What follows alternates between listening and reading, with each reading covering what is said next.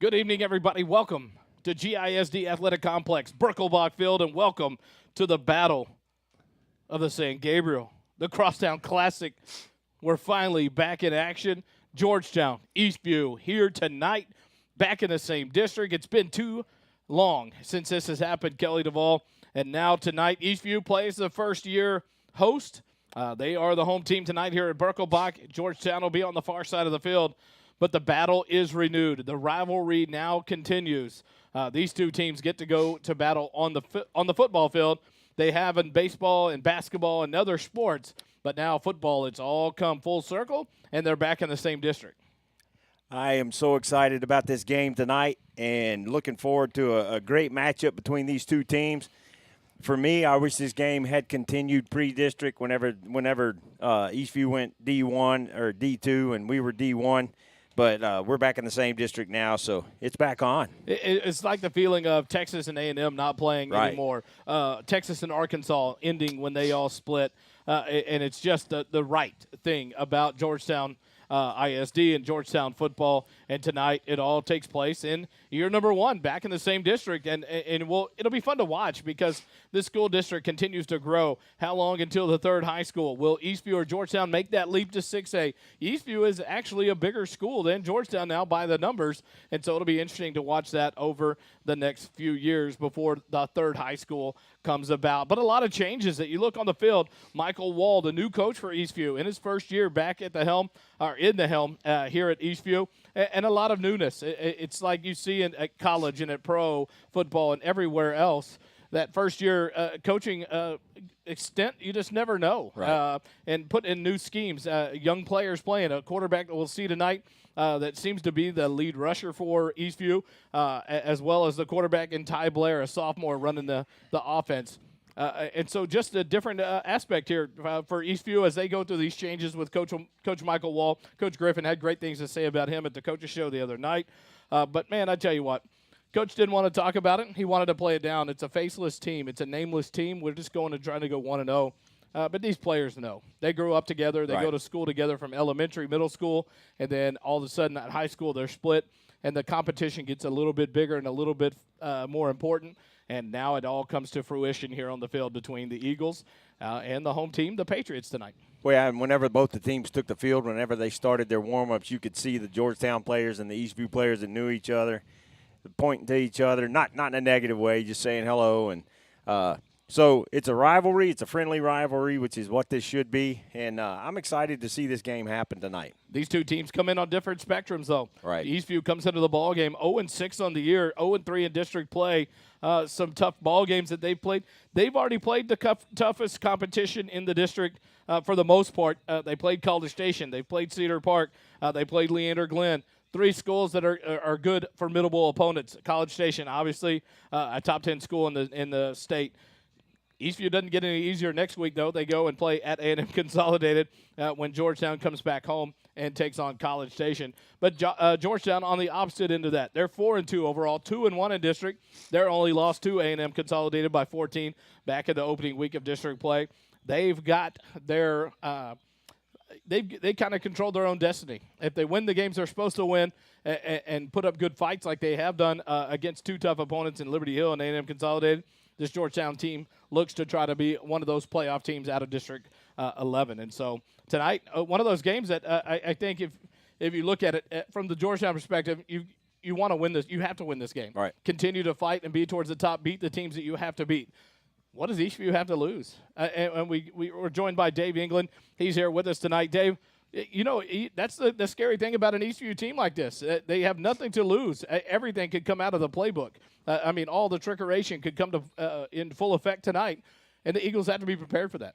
Right. You think about some of the rivalries around the country, you know, between Michigan and Ohio State or Texas OU weekend. You know, one of those teams could come in ranked high, and the other one could not be even top 25, and you just don't know what you're going to get. So tonight, you throw everything out, and this is the battle for Georgetown, like y'all are talking about, and so I think you're right. They could be throwing everything at us. Coach Wall is familiar with Georgetown. He's been with Georgetown before, so this is This is going to be a fun game, guys. I'm really looking forward to it. Yeah, and on paper, this looks like it should not be a close matchup, but it's a rivalry game, and you never know what's going to happen in those games. If Eastview gets some breaks here and there, they're gonna do everything they can to punch Georgetown in the mouth tonight and see how Georgetown reacts. In their 6 ball games, Eastview averaging 20.5 points per game scoring, allowing 47.8 points on the defensive side of the ball. Georgetown on the flip side coming in averaging 48 points a ball game, giving up 30.3 points a game. And you look at that number and you almost think it's pretty skewed. If you look at the 2 big opponents that Georgetown gave up the points to in A&M Consolidated and Liberty Hill, 49, 48 points. 2 big games, but they put up 34 and 35 points against those opponents. And so the defense gave some there. But where they've needed to be and lock in the last 2 weeks, man, have they done it. 2 70-point back-to-back performances, 28 points allowed against Hendrickson, 16 allowed against Leander last week in the homecoming win. And so an opportunity here for this Eagle team to go on a 3-game winning streak as they go in to take College Station next week. But they can't worry about next week. They've got to take care of business tonight against the Eastview Patriots. The Patriots come in as the home team, and they're wearing what we like it to. They remind us a lot of the Manor Mustangs when they wear the all reds. A beautiful look for the Patriots. I do love that uniform combo. Yeah. Red pants, red jerseys, red helmets for the hometown Patriots. They'll be here on the near side of the sideline of the field here at Birkelbach Field. They are the home team. But your Eagles bring out the new unis. The new white jerseys are in from Under Armour. All of that with all the shipping issues and everything going on. And they'll be in all the whites. White pants with G-Town on the sides, white uniforms, blue numerals, and then the silver helmets. And so a nice, icy, clean look for your Eagles, a beautiful blood red look for the Eastview Patriots, and kind of like that color rush combo from the NFL we see. Yeah, it's a color rush game. And a good look tonight between these 2 crosstown rivals. Georgetown ISD is represented in full effect. We got to talk to the athletic director, Jason Dean, as we were walking down to go and meet with the Booster Club. And hey, finally a game you get to sit and watch both teams tonight. Right. You don't have to pick one and go to one. It's an opportunity to see these 2 teams go head-to-head back at it. Since 2017, the last year, and then looking head-to-head. Dave, you pointed this out the other night. We were texting after the coaches show about it, and you found this. 6 meetings between these 2 teams between 2012 and 2017. Georgetown leads that 5-1. The last game in 2017, 68-20. Georgetown was victorious. The only win for Eastview in this head-to-head battle was way back in 2014 in a 45-42 win for the Patriots. And so a very close game. And a lot of these scores, it was crazy. 48-7 in 2012, Georgetown. But then in 13, a close game, a 7-point ball game. Georgetown won it 35-28. 2015, Georgetown opened it up again, 59-27, 56-29, 68-20. The dominance being exposed and put into play by these Georgetown Eagles, and I think they look to do that one more time. Yeah, and that in that one Eastview win, Eastview jumped out to a big, big lead. And I was sitting in those stands over there watching that game, and heads started hanging over on that side. But Georgetown made a pretty furious comeback, and it took an onside kick recovery for Eastview to pull that win out. And that was a fun, great ball game between these 2 teams.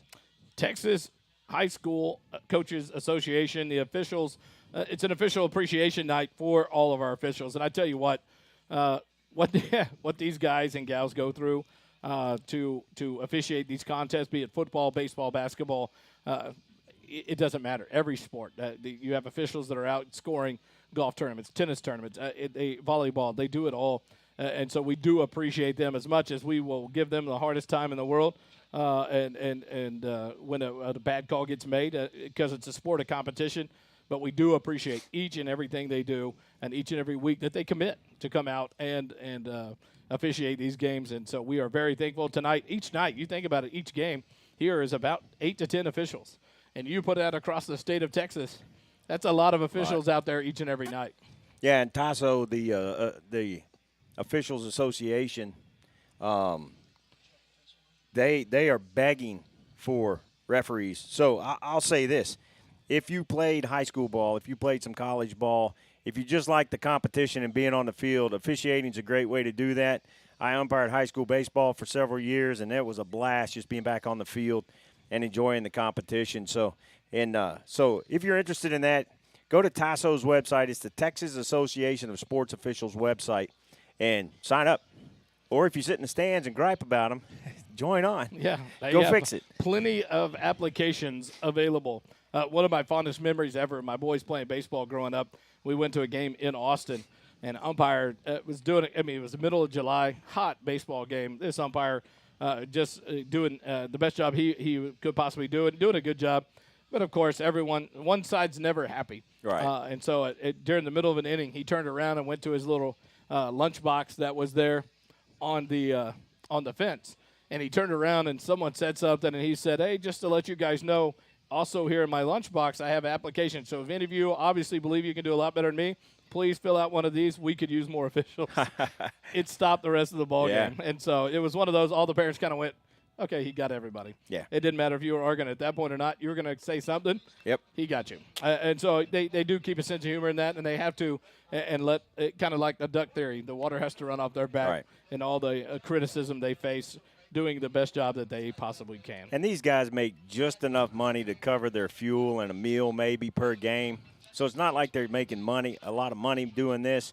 They just love being a part of the competition and Friday Night Lights. And so take it easy on them. So our hats off, our appreciation to the officials each and every week that they continue to come out and make it possible to have these competitions, to have these games, because without them, it's a little bit different when you have coaches standing out there having to make calls. It just wouldn't be the same. We'll take a quick break. We'll come back with more halftime. We've got an interview with Coach Griffin. We've got a couple of starting lineups to go through, and we should be ready for the kickoff.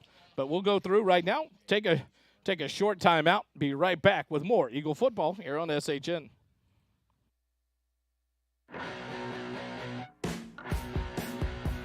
The JCT broadcast booth is sponsored by JMT's in Round Rock. JMT's provides customized apparel and promotional items to small businesses, schools, and nonprofit organizations. Our services include screen printing, embroidery, and promotional items. Our game-changing direct-to-film printing allows JMT's to print full-color graphics on your garments. JMT's has the experience and confidence to take on any order. Visit our website at jmts.com or call us at 512-388-5555.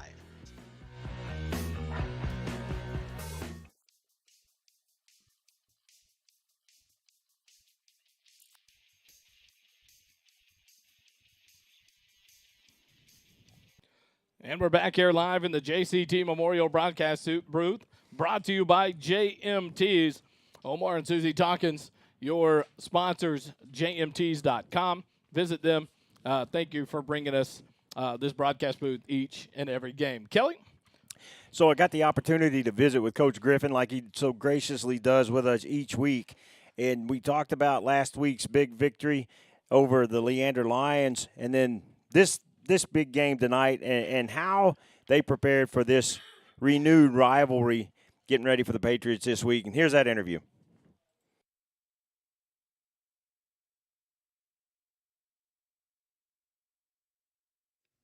We welcome to the Countdown to Kickoff head coach Chuck Griffin. Coach, thanks for joining us.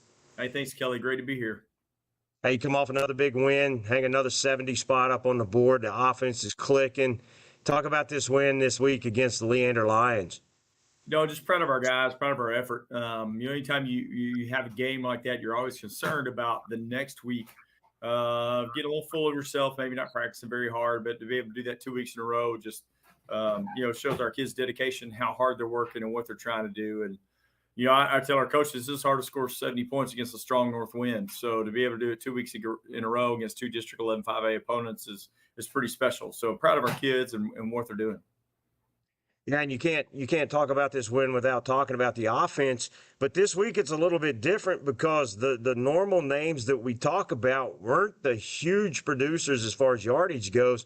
Cody Hoyerbeck, leading rusher for this game, with 129 yards and 2 touchdowns. Andrew, of course, had his yardage, but 63 yards, 2 TDs for him. But Cody came in, got some quality playing time, and really performed well in that second half. Yeah, I mean, we've been searching for who that second back is going to be, and Cody's just really performing well, doing a really good job, and he probably stole a few of Petter's reps, from a normal standpoint, but kind of once we felt like we were in a good position, and we went ahead and took Andrew out. So, man, really proud of Cody and what he's been able to do and help us out in that role. And he played the third series of the game intentionally to get in there and have a scoring drive, so that was good.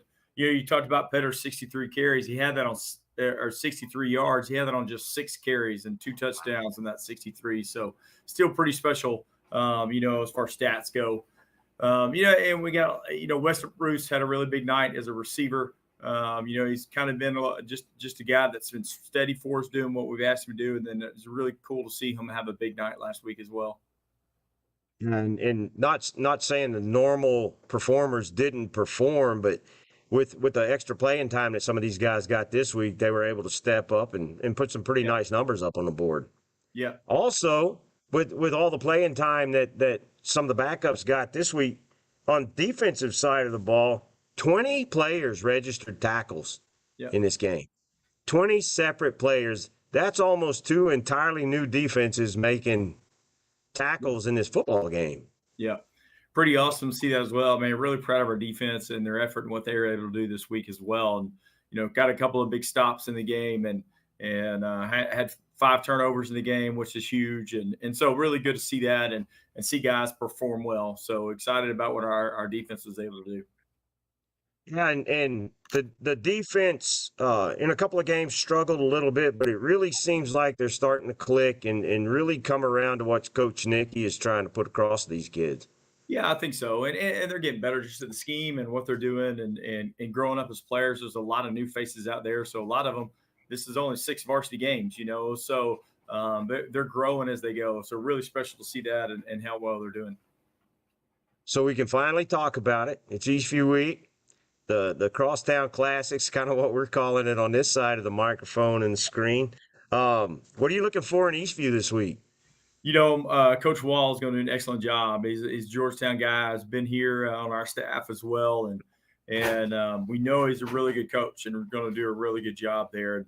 What I tell our kids is really it doesn't matter who the opponent is. We're not going to let the opponent decide how well we play or what we do. So we can't get caught up in the crosstown. We can't get caught up in that stuff. We got to stay away from social media. Our job is to get better. And get better every practice, every rep. And if we'll continue to do that and have that championship mindset of getting better every single rep, then the wins will take care of themselves. And, I expect Eastview to be pretty creative in what they try to do, get out there offensively and take some chances, take some special team chances. I've already seen that in their season so far with some onside kicks and trick plays and running the swinging gate and things like that. And that'll continue. Mike's done a good job of manufacturing some points and he's going to continue to do that as well. Well, and with this game, is there? I guess you've heard the rat poison mantra. That's for sure. That's all over college football right now. But man, it seems like that could be a really, really true issue this week. Sure. You played 2 games where you put 70 points on opponents, blowout wins, and now you've got a team that on paper looks like it should be another dominating win, but these games, you never know what's going to happen, and you got to play quality football. How are you getting your kids ready for that? We've got to stay in the mindset, like I said, of getting better every rep, every play. We don't worry about who we're playing. We don't worry about what game's coming up. Like the mindset is just to get better. And I think just being a believer in the process and through that, we're going to have a chance to get better regardless who it is. So, we just got to stay out of that and stay out of that crosstown deal, not get overconfident ourselves, realize that there's area to improve. I talked to them about being really critical of themselves. When you have success like that, man, what a great opportunity to be super critical of yourself on film and what you did poorly, knowing that we did enough stuff right to score that many points, did enough stuff right to stop that many scores. So, for them to be able to do that and learn how to be critical of themselves is really important. So this game, we're going to be the visitors. We'll be on the visitor side of the GISD Athletic Complex, but this is technically a road game, but we're at home, and Yeah. that gives us. We get another home game this week, and we're going to be on the visitor side, but we do that in our blue and white game. Half of us are on the visitor side anyway. So, for us, it really doesn't change. We're in the same locker room. Eastview's in their same normal home locker room, and we'll still walk across just like we always do. So, for all intents and purposes, it's a home game. I guess we don't control the music, and we're sitting on the visitor side, but, we're not traveling. So, we look at it from that standpoint. So. We can control the fight zone. Yeah. And have that played a whole lot. That's right. after the scoring drives. So do we get to see the new white uniforms this week? We do. Finally got everything in. You saw the white pants last week, but they're going to wear the whole new white uniform this week. Well, being a uniform guy, I'm excited to see what that looks like. I love the classic, the tidy whitey uniforms, and so I'm anxious to see what the new uniforms look like. Who were your standout players in the game against Leander? You mentioned already some different names this week. Cody Hollybeck at running back was our back of the week. Did an outstanding job. Western Bruce was our Code Blue offensive player of the week. With 2 touchdowns and over 100 yards receiving and a couple of big kickoff returns and even some tackles on kickoff. He did a really good job of that. And then Logan Gegelman up front. Defensively, Daniel Obina Jug had a really big night as well. And then our linebacker was Jacob Fossasek. Man, you saw him make some really big plays, just kind of run through some people the other night at full speed, which was really cool to see. And then Garrett Lloyd in the back end showed out really well and did some really good stuff. And, we just said, we had turnovers and there's a lot of things. Gabriel Nova had turnover. Jacob Fossasek had turnover. Diaz had a turnover. O.C. Presley had a turnover. Tom Scholes had a turnover. So it was just really good to see those guys get out there and compete. So a lot of standouts this week. I'll tell you another interesting thing. I told the Booster Club the other day, man, it kind of goes neglected sometimes, but our kicker has had 22 kickoffs the last 2 weeks, and he's 20 for 20 in PAT. So that's pretty special as well. Yeah, I was just about to ask you about Aaron Guzman. He has done a tremendous job. Yeah. And I know there were kind of some questions about the kicking game, but those questions have been answered. Yeah, for sure. Aaron's done a really good job and kind of opened up the playbook for us on some other stuff that we can do special teams wise. I'm also glad you mentioned O.C. Presley and his turnover. That was a really athletic play that O.C. made on that interception. It really was. It was a really good play. Cool thing about that is O.C. had just messed up on a play the series before out there, and he kind of got a little donkey barbecue for me and got a mouthful of that. And then to be able to go out there and play really good and make an exceptional play shows, some maturity on his part and that he can handle that and get out there and still go play well. So that's really good. I appreciate you handing me the donkey barbecue line. That's going to get used quite frequently across the country now. I like that. That a lot. That's an old Jason Dean line that I like to use. So that sounds like a Jason Dean line. Yeah. Well, Coach, even though we're going to be on the visitor side, there will be some normalcy back to our broadcast this week. We'll have Wally back on play-by-play where he belongs, and I don't get stuck with that again because that's not my forte. But we'll be glad to have Wally back for the broadcast this week. Good. Well, Coach, we appreciate your time. Good luck this week against Eastview, and we will see you on Friday night. All right, Kelly. Thank you, man.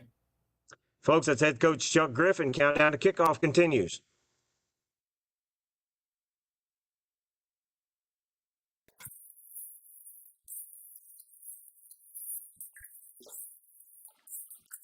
Back here live in the JCT Memorial Broadcast booth, brought to you by JMTs.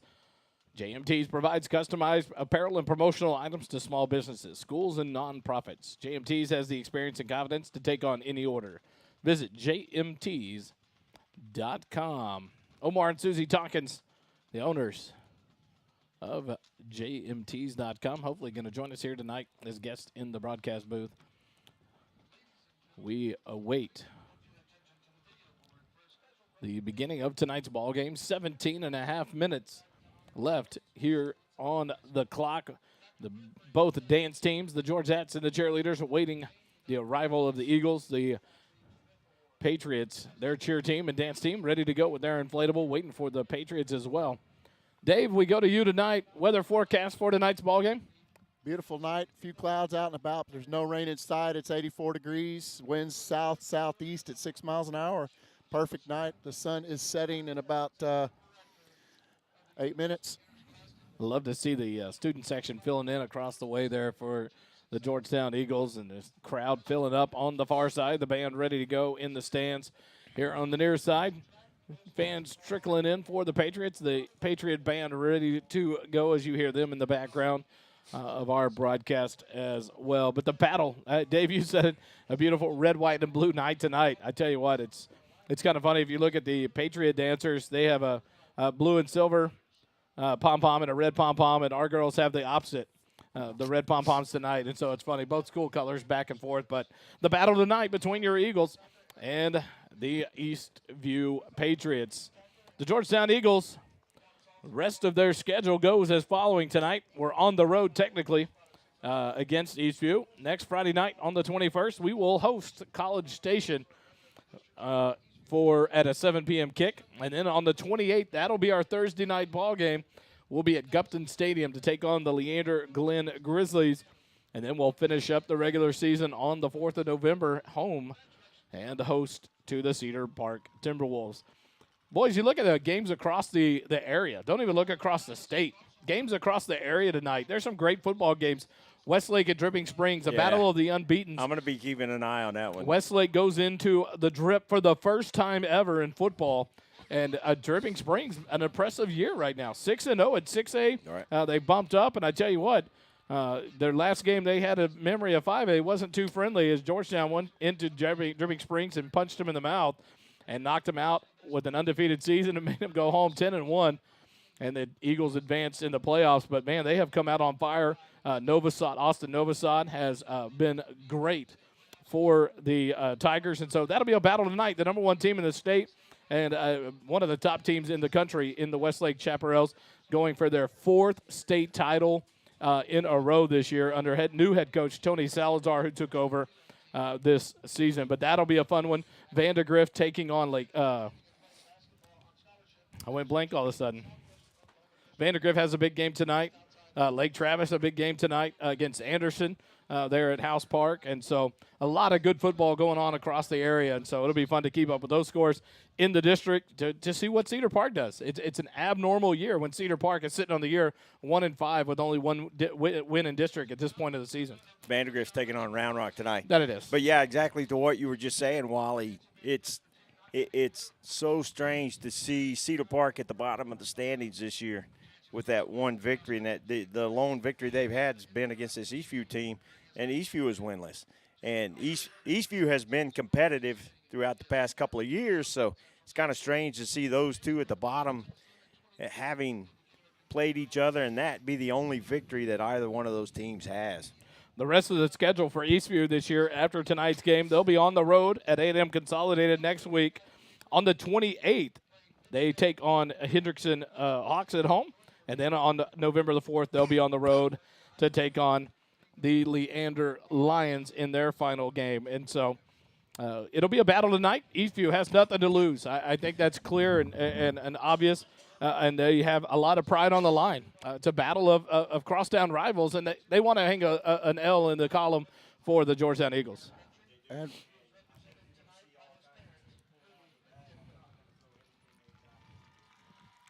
guys, we're a Homer broadcast, but for those of you listening in or from Eastview that are, here in Georgetown watching the game, can't make it, we'll do our best. But we are a Georgetown broadcast, so we're a little partial. Absolutely. And the thing is, in this game, I think you're going to see a lot of fierce competition. These kids know each other well, and they want to win. Point blank, you want to beat your rival. Dripping Springs growing up, when I went there, the rival was Lake Travis. It didn't matter the sport. At golf, we wanted to finish higher in the standings than Lake Travis. In track, you wanted to beat Lake Travis. That was the rivalry. You knew these kids growing up. We played Little League sports together. You wanted to beat them. This is what this is all about. These kids know each other very well. They went to elementary. They went to middle schools together.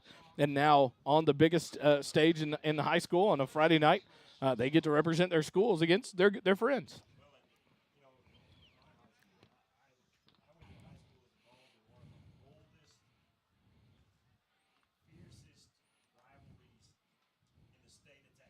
What is it? I've never heard of it.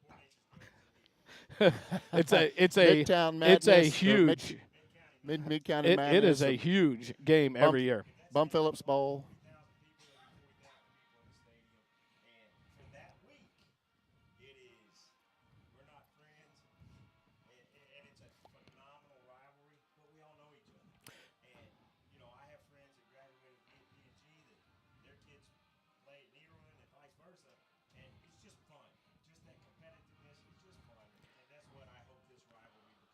And one thing that stuck out Wednesday night at the coaches show from Coach Griffin, though, is he told the kids this week, stay off social medias. Nothing about this on social media. Focus. It's a nameless opponent. We've got to keep that mindset and go and win this ball game and worry about going 1-0. And I thought that was funny because even after the coaches show, another on the group, the text group that we have that we're a part of, just a reminder, hey, focus on us. Stay off the media. Stay off the social media. And the message from these coaches, hey, we don't care. It's time to go to work. You ask the kids, we don't care. It's time to go to work, but we want to beat Eastview. And so it's out there. It's known. They talk about it as much as the coaches have downplayed it. And so it will be a contest tonight. Andrew Petter still in there, ready to run again, well over 800 yards on the year, 19 touchdowns, maybe more than that total overall. Weston Bruce had an outbreak last week, 2 touchdowns, 106 yards on 5 catches. Got to talk to him at the coaches show on Wednesday night. Fun young man that just says, hey, when my number's called, I've got to step up and make plays, and man, did he. And what a game that he made against Leander last week on homecoming night, even with a Drayden Dickman having 2 touchdowns, Marquise Dominguez having a touchdown. Weston Bruce, a big kickoff return, 2 touchdowns receiving 106 yards. You like to see these other names popping up and taking advantage of opportunities, and you got to give credit there to Noah Boris and the effort that he's putting forth to spread the ball out and to run this offense as well as he has over the past 4 games.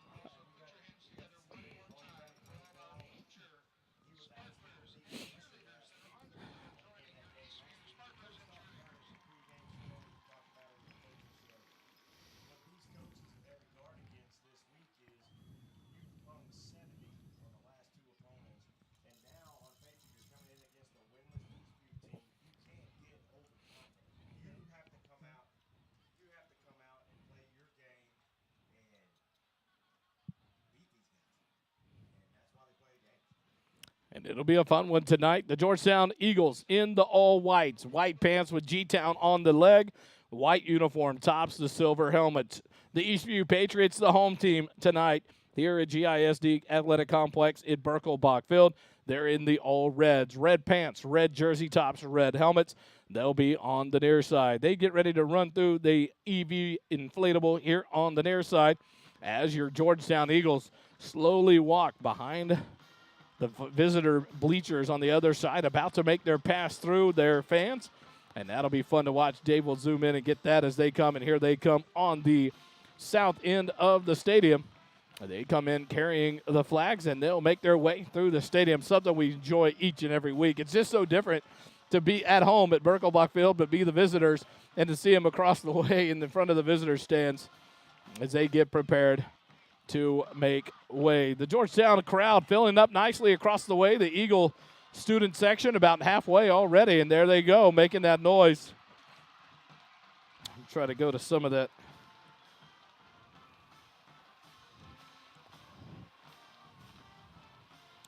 And it is beautiful to see the student body. I tell you what, credit has to be given to those students. They continue each and every week to show up at volleyball contests here. I tell you what, the sports programs for Georgetown, we need to give that and share that praise.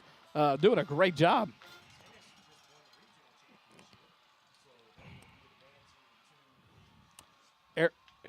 I think they won.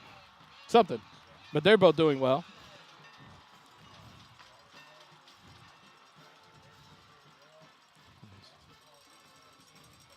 Tell you what, it was a beautiful sound. I pulled up today. We get out of the cars, start to grab our equipment, and the beautiful ping of the baseball bat. Talked to Brandon Stovall Hawkins. I talked to his dad down there at the pregame meal at the tailgate, and just talking about baseball and talking about his commitment to Ottawa University on the baseball side of it. And this week in Lewis, receiving his first offer from a university. And so just good things happening for these student athletes. And it's good. It's just so fun to see their hard work paying off. But now, and then also I was informed, kind of neat to see, you don't see it a lot at the 5A, 6A level. 4 players from the Georgetown Eagle baseball program are on this varsity football team. Luke Hawley, Noah Boris, I didn't realize, was a shortstop on the JV last year. Noah Boris, and then Jacob Faltasek and Brandon Stovall. And so it's just fun to see these 2-sport athletes, and then an athlete like Brandon Stovall committing to go to play baseball, but yet doing a great job as a defensive end this year for the Eagle football team.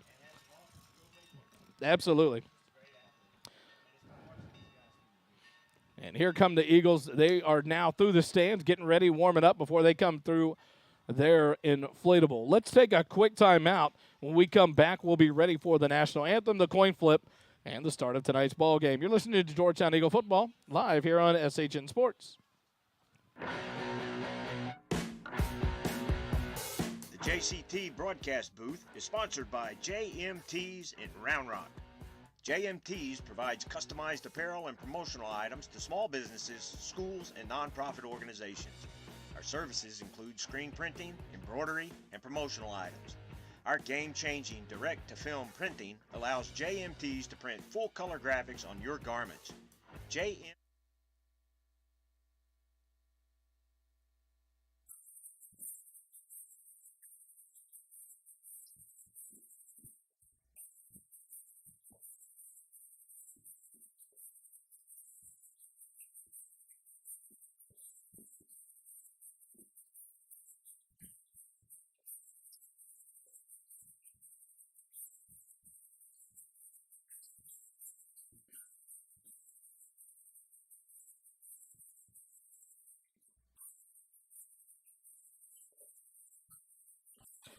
Back here in the JCT Memorial Broadcast booth, brought to you by JMT's.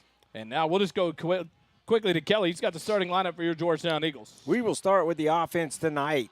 Starting on offense at right tackle is senior Austin Nelson. At right guard is number 76, Jordan Arrett. He's a junior. Number 65, Broden Elliott, is the senior center. Number 72, Ian Sanders, is the junior left guard. And the left tackle is number 77, Logan Gegelman. He's a senior. Number 17, Jacob Weisheimer, is the junior tight end. Number 6, Drayden Dickman, the standout wide receiver. He's a senior. On the other side is number 2, Marquise Dominguez. He's a junior, another standout wide receiver. Number 11, Weston Bruce, senior wide receiver in the slot. And the other slot receiver is number 26, Cody Hoyebeck. He's a junior. Running back is Andrew Petter, one of the leading running backs in the area, and he is a junior. And a quarterback tonight for the Eagles is number 12, Noah Boris. He's a junior. On defense for the Eagles, defensive end is 35, Brandon Stovall, a senior. Number 5, Daniel Obina, is the senior nose tackle. Defensive tackle is number 99, Michael Valenta, and he's a junior. Number 39, Tyler Duncan, is a senior bandit. Number 13, Landry Leggett, is the junior middle linebacker, or the Mike linebacker. Number 8, Jacob Faltasek. He's the whip, and he's a senior. Number 10, Ian Lewis, is the razor linebacker. He's a senior. Number 9, Gabriel DeNova, is a senior. All right, good luck, man. Oh, sorry about that. Number 9, Gabriel DeNova, is the senior safety. And the other safety is number 41, Thomas Scholes. He's a senior. Number 19, Colin Casey, is a senior, and he's the cornerback. And the other corner is number 3, Leo Diaz. He is a senior as well. On special teams tonight for the Eagles, number 30, Aaron Guzman, is the kicker punter. The PAT snapper is number 99, Michael Valenta. And the holder is Noah Boris.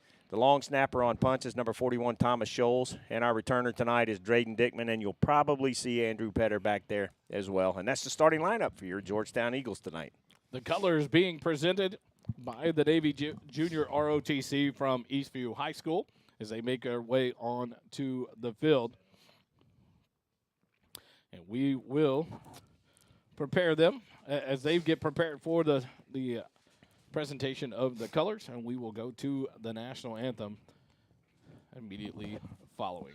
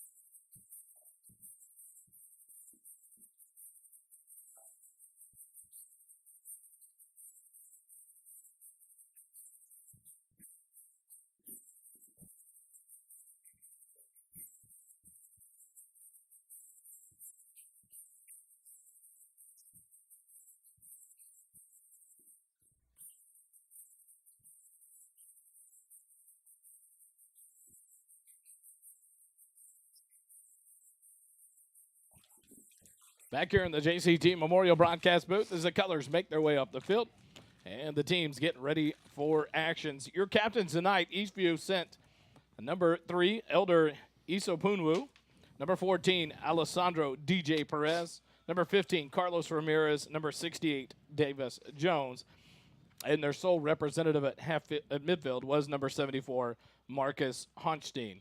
For your Eagles, the captains tonight, number 10, In Lewis, number 39, Tyler Duncan, number 41, Thomas Scholes, and number 65, the big man in the middle of the offensive line, Broden Elliott. The Eagles will start off receiving tonight here in the ballgame, the Battle of the San Gabriel, the Crosstown Classic. Call it what you will.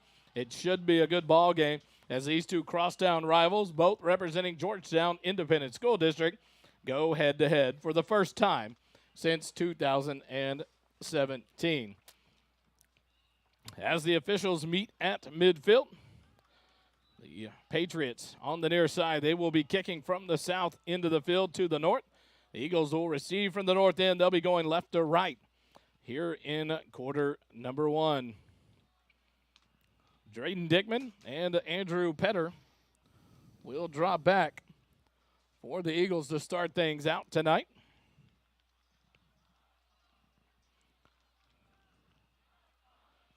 Now the Patriots take the field. Number 38 will do the kicking duties. Patrick Maxwell. He'll tee it up. I believe it's 38 for the Patriots. Their numbers are dark navy blue numbers outlined in white. So 8s and 6s look a lot alike. So we'll try to get them, make sure it's. And number 38, Patrick Maxwell to kick off for the Patriots. Andrew Petter back about the 3-yard line on the near side hash mark. Drayden Dickman back about the 3-yard line on the far side hash mark for the Eagles. And the Eagles look like they're ready in case any kind of onside kick comes. And here's Maxwell. It's offsides, and it is the onside kick, and it's not going to travel. And the Eagles will cover it up. They had an offsides already. They're going to decline it and take the ball. As the Eagles recovered it, it didn't even make it 10 yards.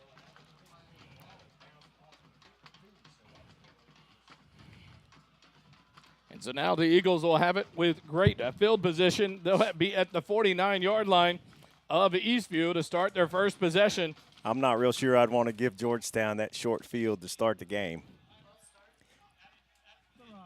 Offsides. I can't turn him down, so I apologize if that comes across very loud. We have him hooked into the PA, but it is very loud. Yeah. So you will hear the officials' calls tonight. I'll be able to tone him down in the on the board, but it will be loud on our end. The Eagles will take over 1st and 10 at the, it's going to be at the 44-yard line of Eastview. They'll get the illegal procedure penalty, and the Eagles will have it. Noah Boris in the backfield to start things off. Petter to his right side. 3 receivers left, 1 right. Now Petter in motion left, empty backfield. Near side hash mark. Shotgun snap back to Boris.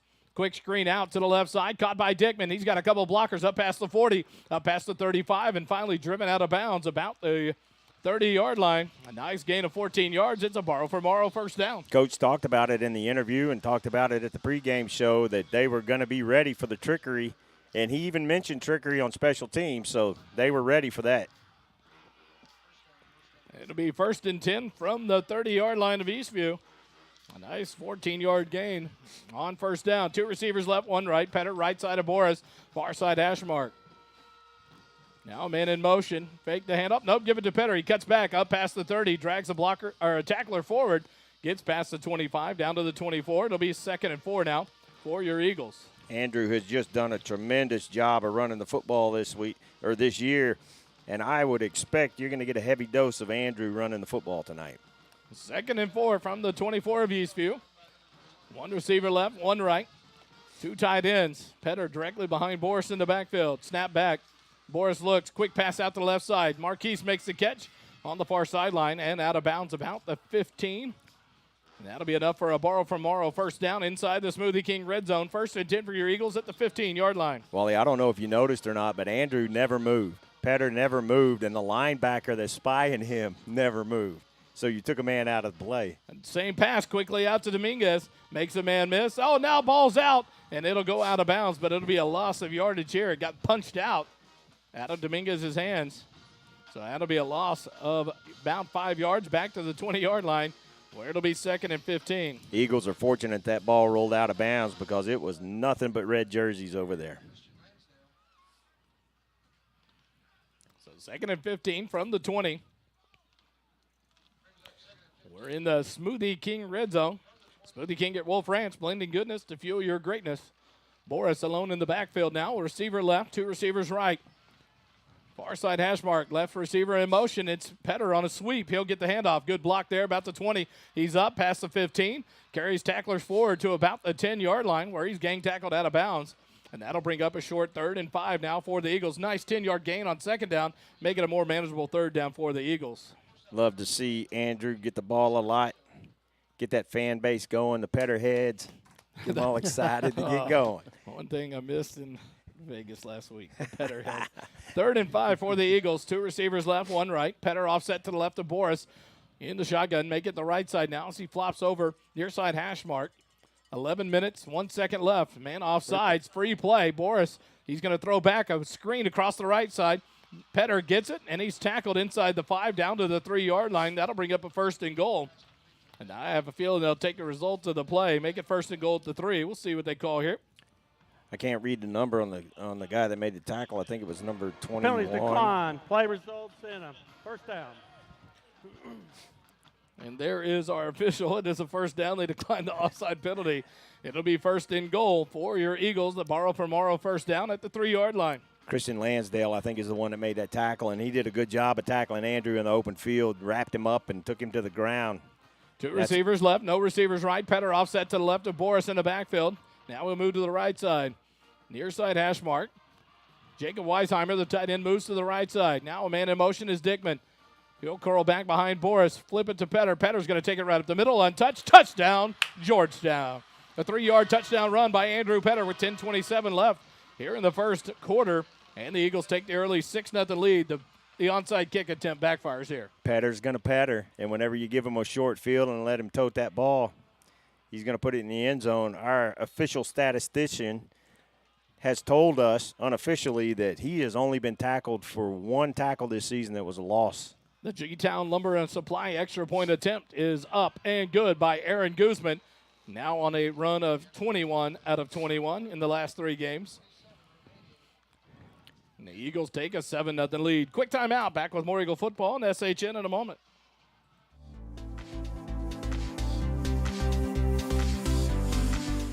The first quarter of tonight's game is sponsored by Fine Line General Contractor. At Fine Line General Contractor, we are dedicated to meeting and exceeding our clients' expectations in Central Texas. Fine Line offers a wide variety of construction services, including budgeting, design assistance, scheduling, project management, and more. Fine Line General Contractor, committed to building excellence and relationships. Visit our website at finelinegc.com.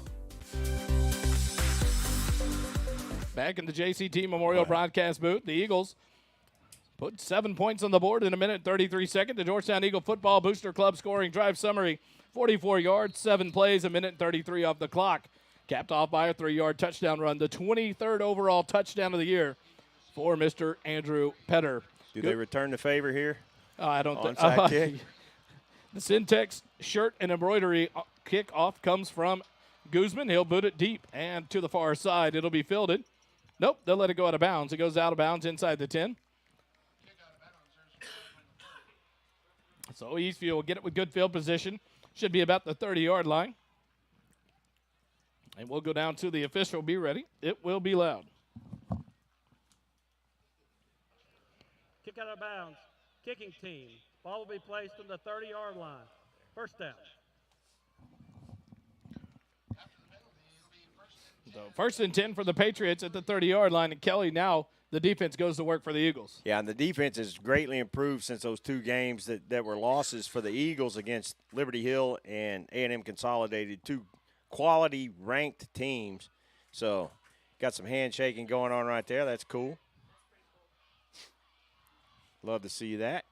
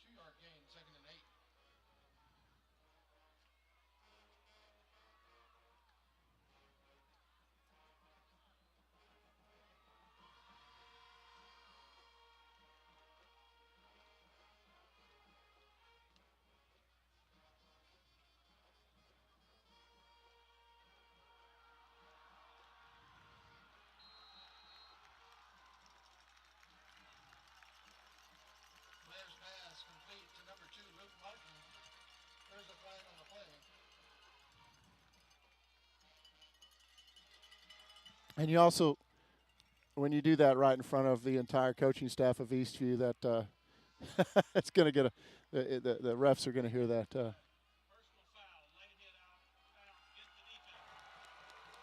15-yard penalty from the end of the run. First down.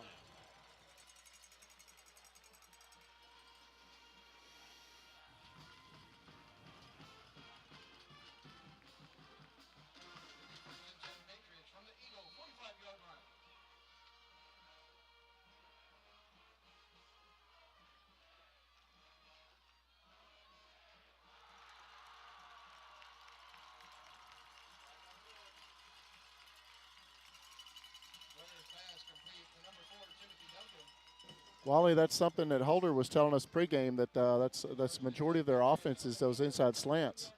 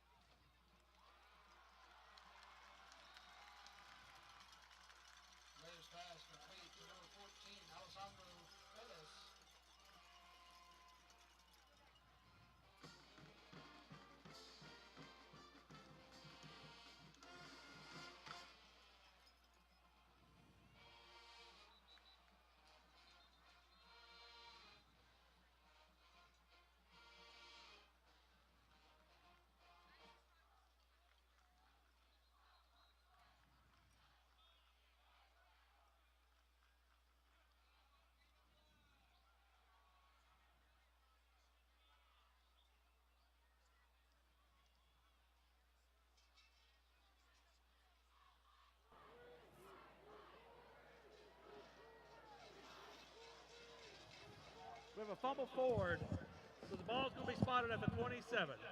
Fourth down. So the ball will be spotted. It was fumbled forward.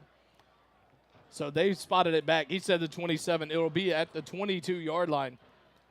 And so it'll bring up 4th and 1 now for the Patriots. So a big key there, Kelly, is they saw the spot of the fumble, and that was a great job by the officials to not allow the fumble forward for the first down. So a big play here for the Eagle defense. 4th and 1. The Patriots have it at the 22. 2 receivers right, 2 left, empty backfield. Looks like pressure coming. Snap back to Blair. He's going to be pressured, escapes the sack, and now he'll be sacked for a big loss, and that's going to be number 9, Gabriel DeNova. He comes up and makes the sack, a turnover on downs. Eagles get the ball. The defense has a big hold. That's what the defense needed to do right there. We gave them 15 yards on that penalty, and then they started driving. And they were doing a good job of running their offense on those short plays. Got down in the Eagle territory, but the Eagle defense was able to come up with a big stop. So all the way down to the 31 of Georgetown. That's where the drive ends at 8:05 left in the first quarter for the Patriots on a big sack by Gabriel DeNova. Eagles have it 1st and 10 from their own 31. Petter offset to the right side of Boris in the backfield. 2 receivers left, 2 right. Boris gets the snap back. He drops back looking long, and he's going to throw it up. And it's wide open. Drayden Dickman catches it at the 4, 35, 30, 25, 20, 15, 10, 5, and he breaks the play. Touchdown, Eagles. Wow. Now quick change momentum. One play all the way down, a 69-yard touchdown pass and catch.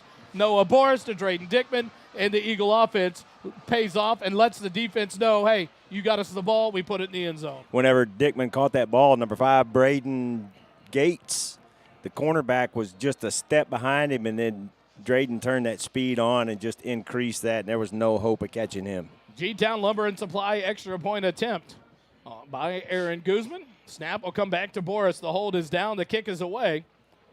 And it is good. 7:55 left here in quarter number 1. Your Eagles lead at 14-0 on a big 69-yard touchdown pass and catch from Noah Boris to Drayden Dickman. Quick timeout. More Eagle football in a moment.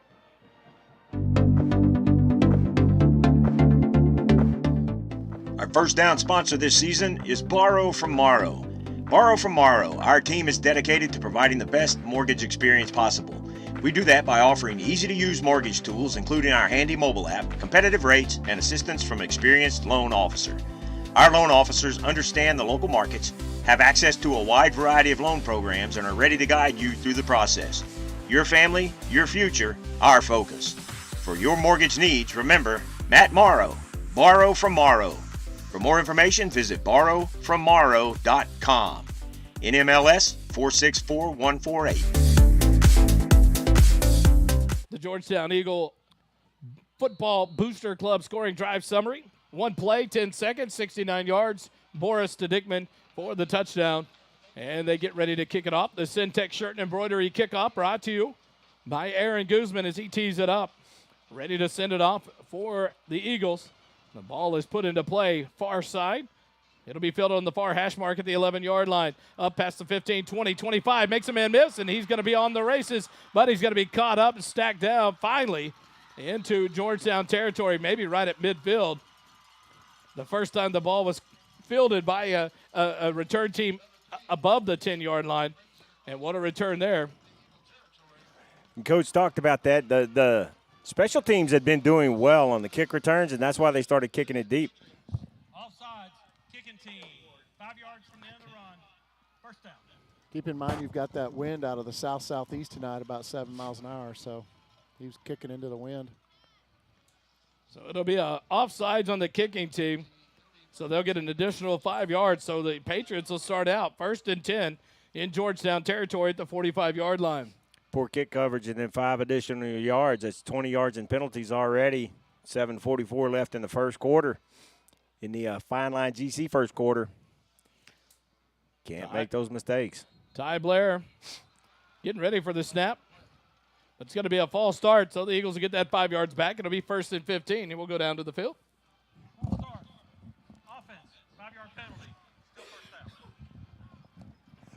So a 5-yard penalty on the offensive line. They moved as the Eagles brought some pressure up to the line. And that'll bring up 1st and 15 from the 50-yard line. Stands are filling in on both sides now. A little late arriving crowd, but it's gotten here. Blair being pressured, throws it out to the left side. Catch made, but tackled for a loss. Ball comes out, but they're whistled down there. What a play and what a read there. Andrew Leggett. Landry Leggett with a big tackle there in the open field. And another loss. That'll be a loss of, they're just going to call it a loss of 1. Back to the 49-yard line. Brandon Stovall actually leveled the quarterback, just smoked him, and I kind of thought there might be a penalty flag thrown, but there was not. 2nd and 16 now for the Patriots from their own side of the 50-yard line. We're on the 49. 2 receivers right, 1 left for the Patriots. Near side hash mark. Blair fakes the handoff. He's back and he's blitzed. He's out of pressure. Now he's going to be sacked. Who's that one there? Is that going to be Duncan or that is number 35, Brandon Stovall. He gets his first sack of the night, and that's a big loss there. Now a penalty on the far side. Sideline warning. So we're going to go back to the official. Sideline warning. Georgetown. First warning of the half. A couple games back when I was on the sideline, I remember they have one guy assigned to keeping everybody back. He even pulls. The get-back coach. He's got a hold of the coach's belts, and he's pulling on everybody. The get-back coach. So that sack takes the Patriots way back to their own 36-yard line. 3rd and Gerald. Blair back deep. Pressure up the middle. Could have been a hold, and it may have been called. The catch is made. Leg chopped out from under the receiver. But that's going to be a hold, so that's coming back. Catch was made by Jalen Edmondson. But we'll go to the official here. You got to take the hold, yeah. You can't give him 4th down and a 5. So we'll go to the official. Hold on to your ears. Holding. Offense. 10-yard penalty. Repeat. 3rd down. So instead of a 4th and about 5 or 6, it's going to be 3rd and Temple. 3rd and 39. All the way back to their own 20. See where they took it. Should be back to the 26, not the 27. It's a 10-yard penalty. If they make this 1st down, they're going to make a stop at Buc-ee's. 3rd and 39 for the Patriots. So what was good field position is now backfired on 2 big a sack and a holding penalty. Blair gets the back. He's being pressured. He's going to have to get rid of it and does. A screen over the left side, but it's incomplete. Covered up by the Patriots. Number 2, Martin. Thomas Scholes was there to shut that down too. Well, drawn up play, but there was so much pressure on him so quick that he had to get rid of it before he wanted to. But there was some yardage there to be gained, but the absolute sheer panic of being surrounded by 3 white jerseys before you even take 3 or 4 steps. So now to be 4th and 39 from their own 27. The punt team on for the Patriots. Drayton Dickman back about his own 40-yard line, awaiting the punt. Snap is back. The left-footed punter gets it off. Low-line driver. It'll take a hop at the 43. Get past Dickman. Inside the 30. Now inside the 25. Stop. 24, 23-yard line. So the Eagles will take over with 5:50 left here in the first quarter. Up 14-0. A great job by this Eagle defense. A lot of pressure on the sophomore quarterback, Blair. And he's having to make decisions a lot quicker than he wanted to. And it all came to fruition there. This defense, you could tell Coach Nicky kind of cranked it up a notch there. Well, and I think that was Eastview's attempt to try at something a little deeper down the field, but they're going to have to go back to those quick, short pass plays in the running game and see if they can generate some yardage there. Eagles 1st and 10 at their own 23-yard line. Morris in the backfield. 1 receiver left, 2, 1 right. He'll turn around, hand it to Petter, up past the 20, cuts back to the right side, 25. Breaks the tackle up to about the 30, may get the 33-yard line, and he's going to push it forward almost to a 1st down. What a hard run there by Andrew Petter. We'll see what they spotted enough for a 1st down. He's such a strong runner. That was kind of a generous spot, I thought. And it will be a 1st down. Borrow for Morrow 1st down after a 10-yard run by Andrew Petter up to the 33-yard line. Two receivers left, two right. Petter offset to the right of Boris, near side hash mark. Shotgun snap back. Boris looking to quick. Pass out to the right side to Weston Bruce. He breaks the tackle, spins out, but they say he stepped out on the near sideline. They're going to mark him down about the 37-yard line. It'll be a gain of 4. Bring up 2nd and 6. Well, the football geek in me really loves this contrast in these two uniforms. I like this. I like how this game looks with these uniforms. Yeah. What is that? The color rush. Color like rush. The NFL, all whites and all reds. Now two receivers left, one right for the Patriots. Petter to the left side of Boris in the shotgun. On the near side hash mark, Boris gets the snap back, pulls it out of Petter's stomach, hits the inside post. And let's see who made that catch. That was Marquise Dominguez up to midfield. Nice pass and catch there.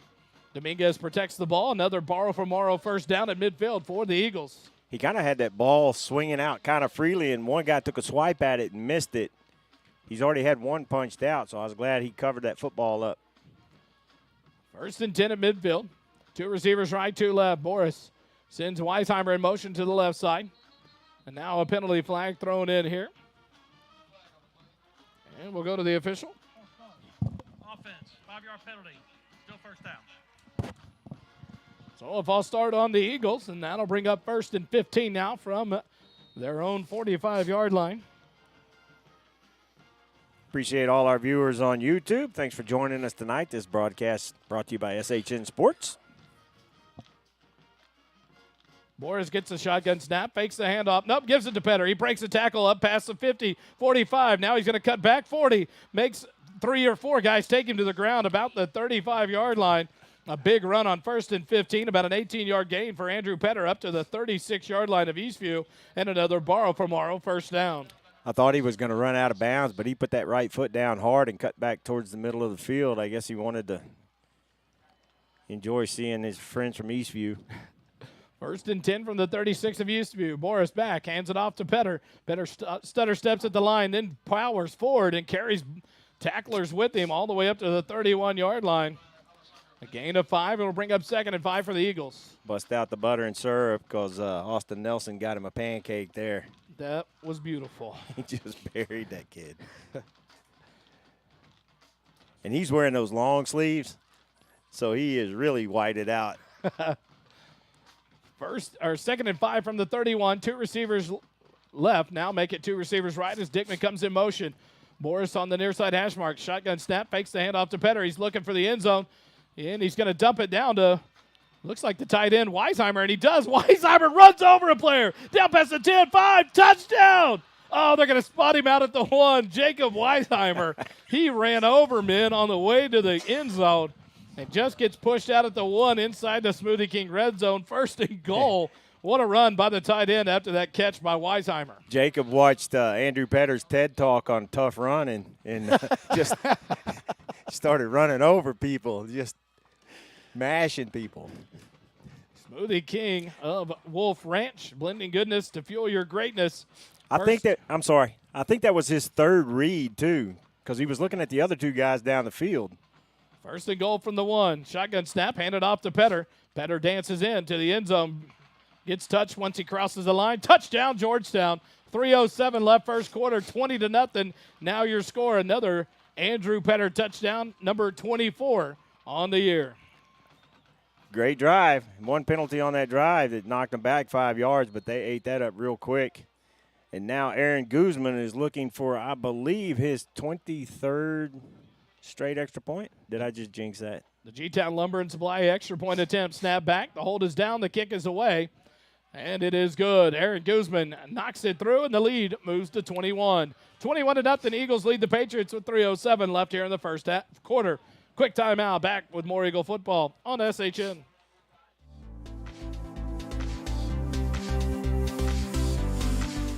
The first quarter of tonight's game is sponsored by Fine Line General Contractor. At Fine Line General Contractor, we are dedicated to meeting and exceeding our clients' expectations in Central Texas. Fine Line offers a wide variety of construction services, including budgeting, design assistance, scheduling, project management, and more. Fine Line General Contractor, committed to building excellence and relationships. Visit our website at finelinegc.com.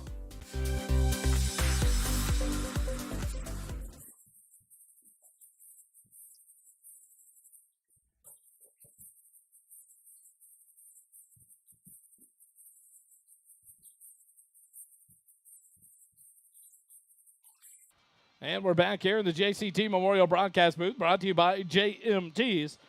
JMTs has the experience and confidence to take on any orders. Visit them, jmts.com. Omar, Susie Tompkins, proud owners of JMTs and proud sponsors of the JCT Memorial Broadcast booth. The Syntex Embroidery Shirts and Embroidery kickoff by Guzman, fielded at the 5-yard line by the Patriots, up past the 10, dances around there, 15, 20, breaks a tackle, but tackled there now at the 22-yard line. Good job of kickoff coverage. A little separation there at the 18-yard line, but the Patriots will take over 1st and 10 at their own 20. Now they'll mark it at the 24-yard line. I thought the runner was going to be brought down around the 13, 14-yard line, but he was just waiting for some blocks to open up and gain a little extra yards. Actually, a pretty decent return with what I didn't think was going to be much there. 1st and 10 from their own 24-yard line. In their 3rd possession of the ball game.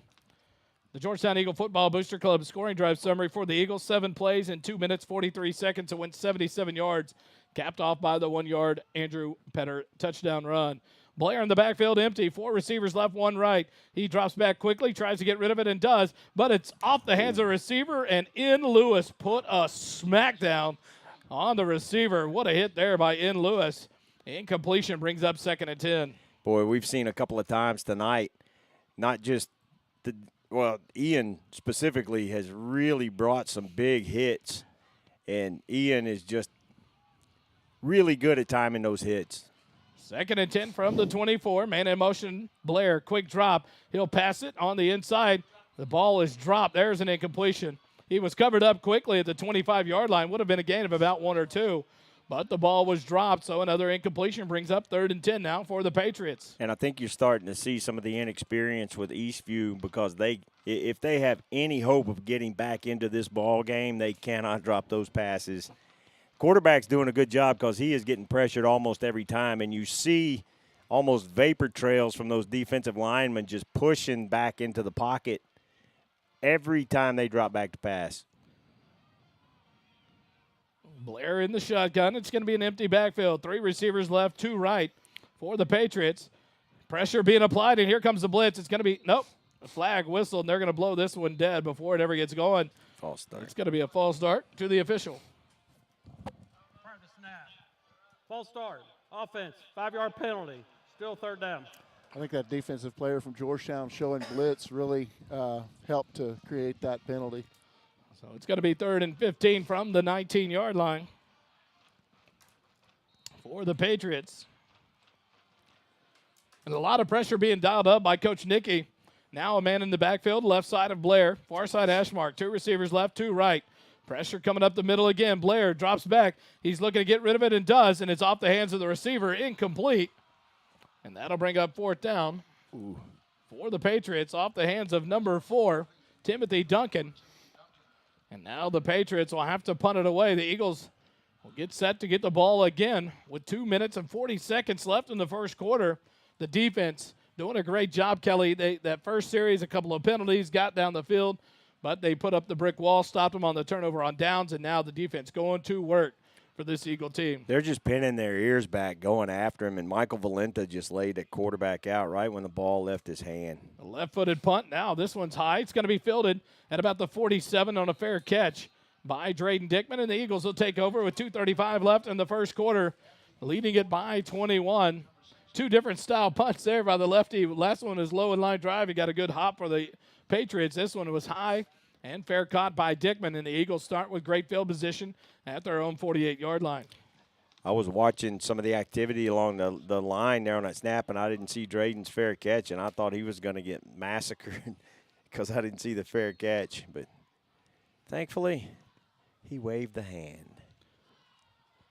1st and 10, 3 receivers left, 1 right. Now Petter will go in motion to the left side, 4 receivers to the right side. Boris all alone, middle of the field, gets a shotgun snap back, fakes a quick pass. Now he's going to dump it off on the outside to Petter, up past the 50, and he'll finally be pushed out of bounds into Eastview territory at the 49-yard line. Gain of 3 brings up 2nd and 7. Eastview defender did a good job of knocking Drayden off his route that kept that deep ball because Noah was looking for that deep ball with Drayden out there on the left side, but the cornerback had knocked him off his route so that route wasn't there.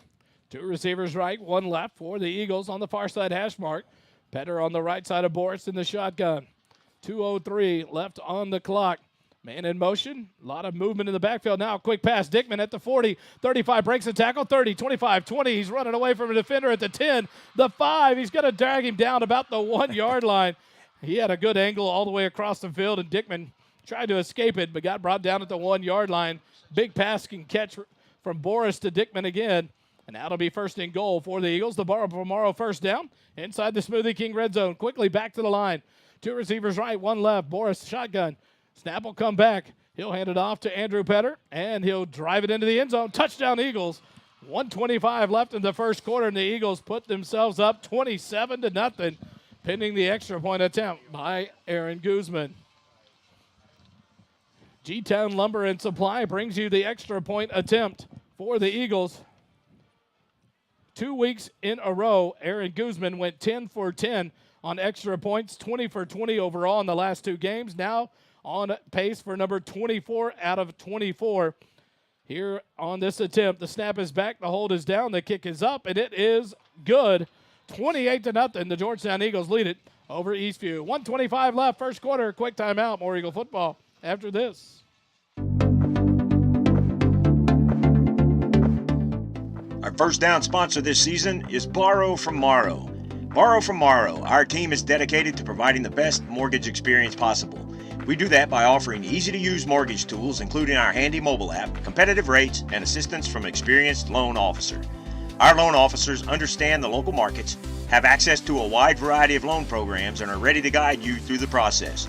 Your family, your future, our focus. For your mortgage needs, remember, Matt Morrow, Borrow from Morrow. For more information, visit borrowfrommorrow.com. NMLS 464148.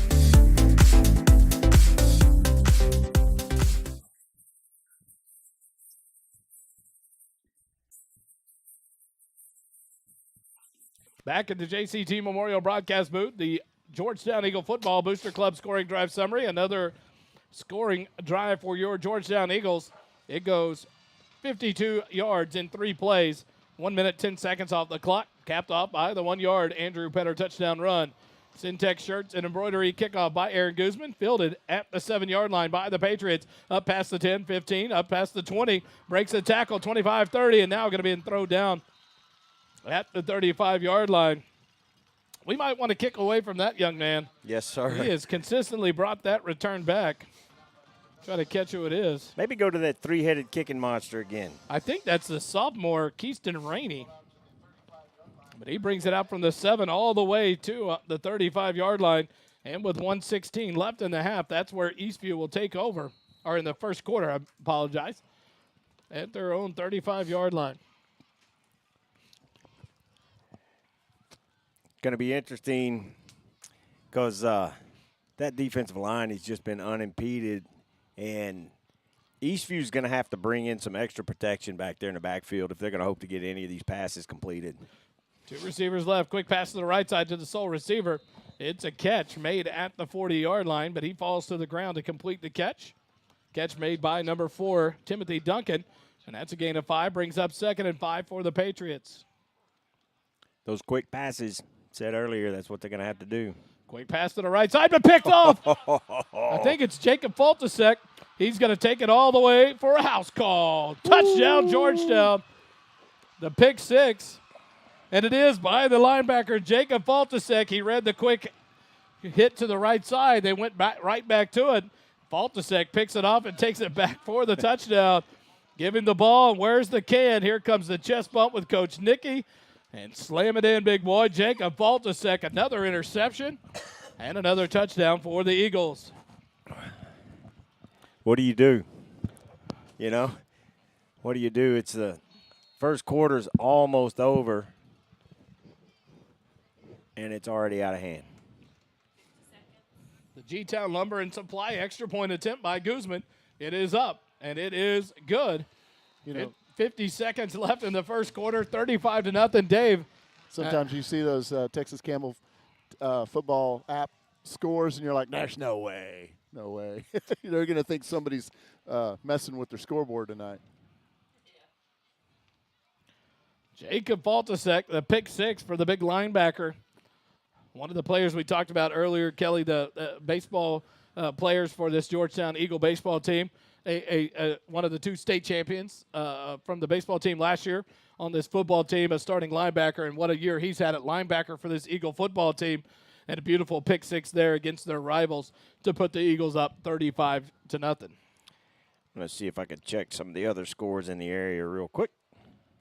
You know, something I've been watching, and I didn't want to say anything, but some of the passes from the Eastview quarterback looked kind of just off mark, slow, sluggish, and I was thinking to myself, he keeps this up, we're going to get an interception.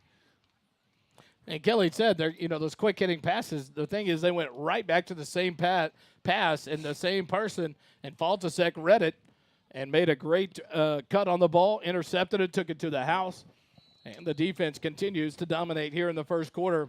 35-0 with 50 seconds left in quarter number 1. The Syntex shirt and embroidery kickoff by Aaron Guzman. Maybe kick it over here to number 18, standing at 35. I think Caleb Salazar needs his own attempt here. Ball kicked off. Wow. And Guzman says, no one will return this when he puts it out of the back of the end zone. That's the longest kick I think he's had this season. For the touchback. And so the Patriots will take over 1st and 10 at their own 25-yard line with 50 seconds left. Coach Griff's pretty happy about that. The coaches came over and were patting him on the back, and so that must have been drawn up that way. Yeah, I think Keyston Rainey has done a good job of showing us just how speedy he is. He's made some catches out of the backfield. He's been handed the ball off, and his kick returns have been pretty electric. He's been stopped a couple of times from a good kickoff touchdown return. A lot of speed for that young sophomore player for Eastview. 2 receivers right, 2 left for the Patriots. Now a man in motion. Here comes the double reverse, and it's read out, and who other than Jacob Faltasek on a big tackle alongside Seth Warren. And now that player will come out. His helmet popped off on the tackle. I think that was number 4, Timothy Duncan. But Faltasek and Warren, the 2 linebackers there, read that one. And that'll be a loss of 5. 2nd and 15 for the Patriots at their 20. Blair back. He's got plenty of time here. He's going to throw it across the middle. The catch made up past the 35. And it'll be enough for a first down up to about the 38-yard line for the Patriots. Nice pass and catch there. He had more time on that single play than I think he's had combined on all his other pass plays to get rid of that football. Yeah, hats off to him. You know, he's been sacked, pressured, and picked 6, and he still stands in there and throws a good pass. And that'll be the end of the first quarter. 35-0. Georgetown leads it after 1. The first quarter brought to you by the Fine Line GC. We'll take a quick timeout. Be back with second quarter action. You're listening to Georgetown Eagle football on SHN. Construction software options can be extreme and pricey. Introducing Works, a simple and affordable solution for small to medium-sized subcontractors. With features like estimates, progress billing, and change orders, you can easily track project changes in one seamless workflow, all while integrating with the accounting software you're already working in. Works was built by subcontractors for subcontractors. Finally, that tool that meets construction management and accounting needs without the overkill.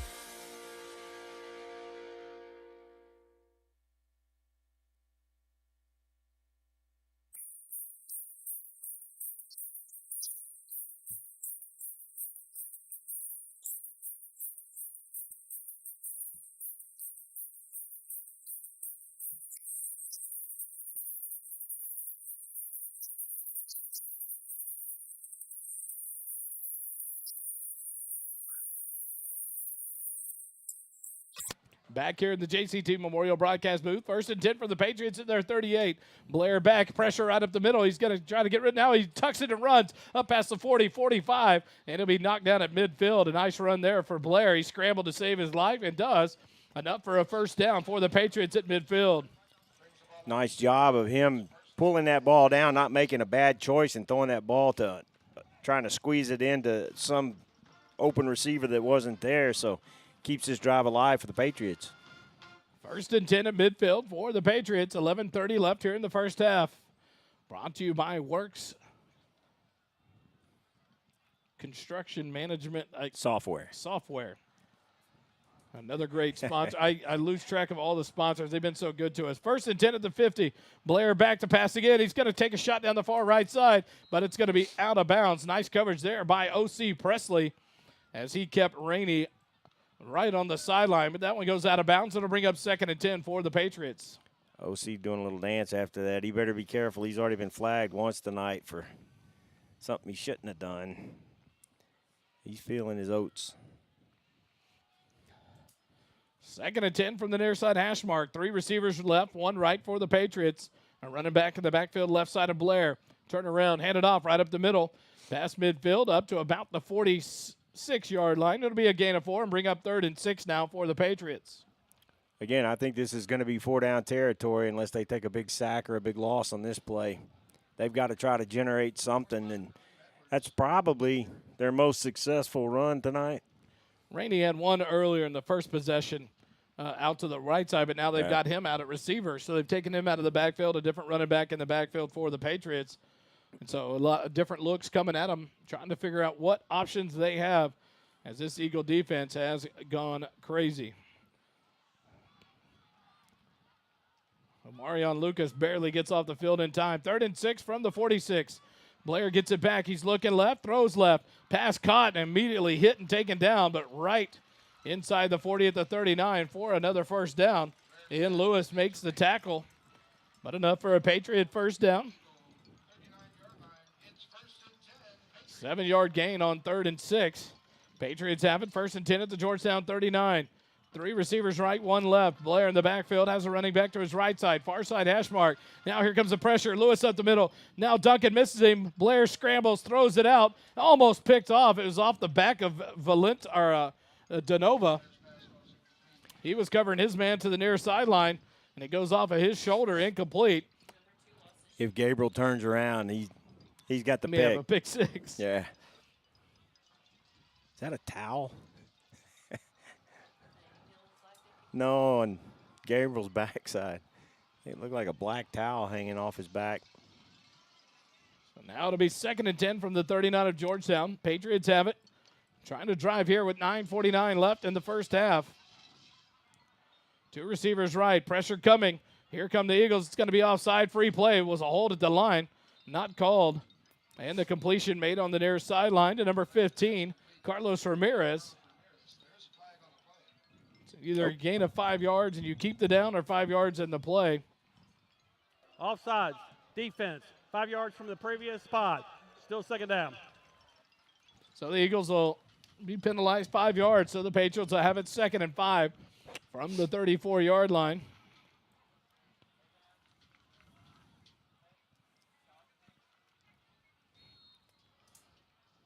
Go to the far side hash mark. 2 receivers right, 2 left. Looks like Keaton and Rainey now on the backfield left side of Blair. Shotgun snap back. Quick pass to the left side. Catch made. Nice catch there. Colin Casey takes the man down. First really sustained drive that Eastview's been able to keep going this long. And you know this defense wants to keep that goose egg on the board, but Eastview's still fighting. 1st and 10 at the 25 of Georgetown. But those quick-hitting passes, the problem is they can't go back to the same pass over and over, switching it up, making the defense stay home. And now it'll be a timeout called by head coach Chuck Griffin. 9:02 left in the second quarter, 35-0. Your Eagles lead it. Quick timeout. Back with more Eagle football in a moment. The Smoothie King Red Zone is sponsored by Smoothie King of Georgetown. It's our commitment to blend a more nutritious smoothie from bottom of the cup up. It's your choice, same flavor, 0 compromises. Smoothie King at Wolf Ranch, blending goodness to fuel your greatness. Smoothie King is located at Wolf Ranch Town Center, 1003 West University, Suite 110 in Georgetown, Texas.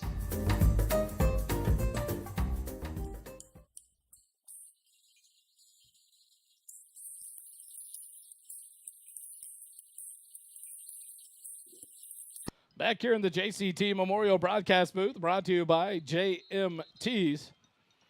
JMTs provides customized apparel and promotional items to small business, schools, and nonprofits. JMTs has the experience and confidence to take on any order. Visit them online at jmts.com. Patriots have it 1st and 10 at the Georgetown 25-yard line. 3 receivers right, none left. Blair in the shotgun. Pressure being applied, and here it comes. Backside blitz coming, and Blair gets rocked. Incomplete pass. Tyler Duncan. What a big hit. And Brandon Stovall there to slap him on the helmet. There was a meeting at the quarterback, and everybody was on time. Wow, what a shot. Came out of the timeout, and hair on fire, and Tyler Duncan laid a big hit on Ty Blair, the sophomore quarterback for the Patriots. 2nd and 10 from the 25. 2 receivers right, 2 left for the Patriots. Blair puts a man in motion to the right side. Back to Blair. Fakes the hit. Nope, gives it to Rainey right up the middle. 25-20, 15. Taken down right at the yard to gain, and he'll get it 1st and 10 for the Patriots at the 15-yard line inside the red zone. You know, everybody's thinking pass, pass, pass because they're down 35 to nothing, you know, but. Well, and the line is pushing up the field so fast, he just waited for him to run past him and got to the second level easily. 1st and 10. Here comes the blitz. Quick pass out to the right side. Caught it to 20 or 18, up past the 15. Great tackle by Thomas Scholes. He was being held by one player. Made the tackle. It'll be up to the 12-yard line. Make it the 11 is where they'll spot him. A gain of 4. Brings up 2nd and 6 now. Coach Nicky keeps dialing up that pressure. Just under 8 minutes left in the first half. 35-0.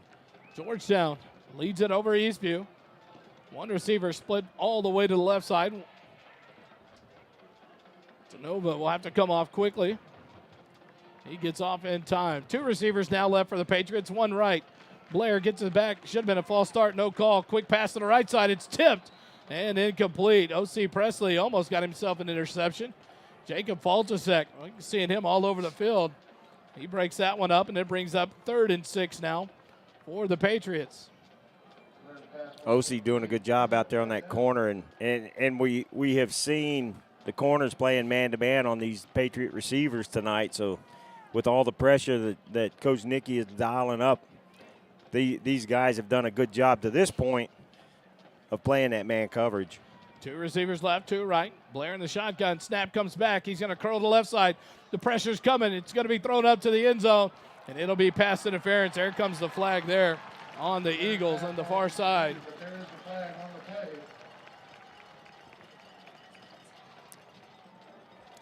He never got his head turned around.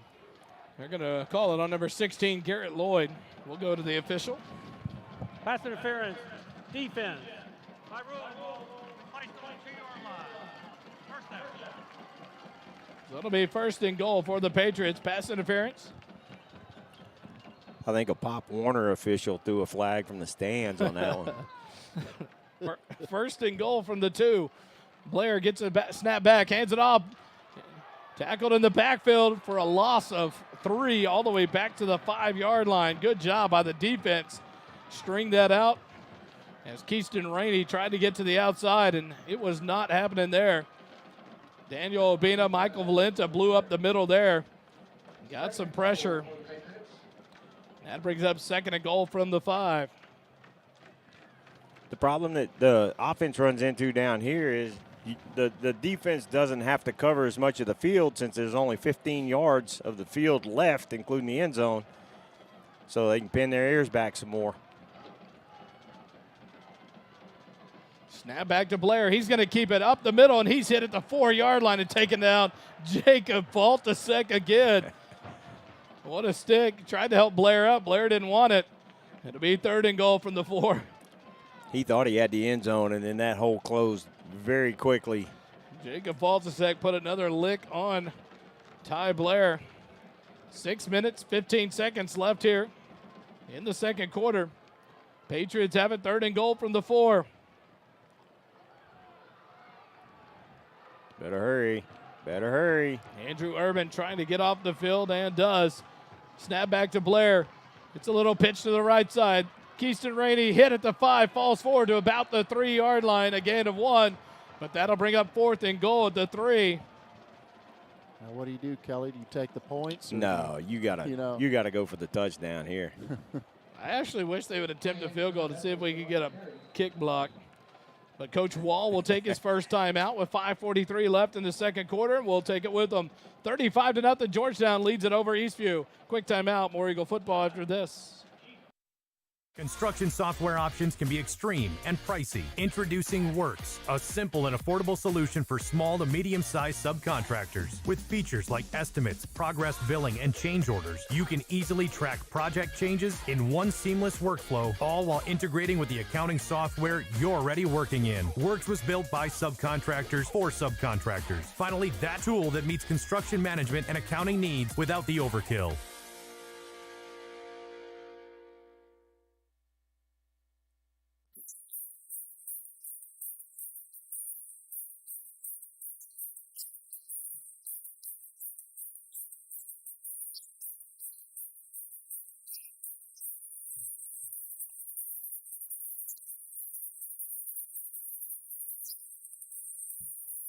And we're back at action. Georgetown Eagles student section going crazy, making noise. 4th and goal from the 3. Blair back to pass. He's looking. He's going to scramble to the right side, and he's going to score.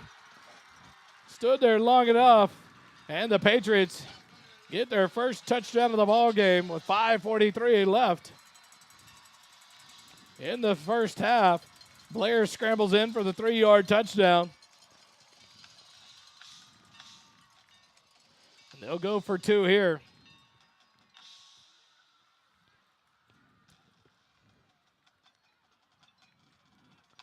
A 75-yard drive for the Patriots. Nope. Yep, they are going to go for it. Weird formation here. Snap back. Coming to the near side and going to be tackled. Thomas Scholes runs him down at the 2-yard line. I don't get that one. The 2-point conversion is no good.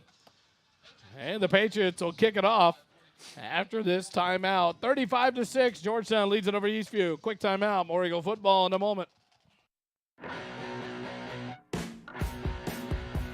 The JCT broadcast booth is sponsored by JMT's in Round Rock. JMT's provides customized apparel and promotional items to small businesses, schools, and nonprofit organizations. Our services include screen printing, embroidery, and promotional items. Our game-changing direct-to-film printing allows JMT's to print full-color graphics on your garments. JMT's has the experience and confidence to take on any order. Visit our website at jmts.com or call us at 512-388-5555.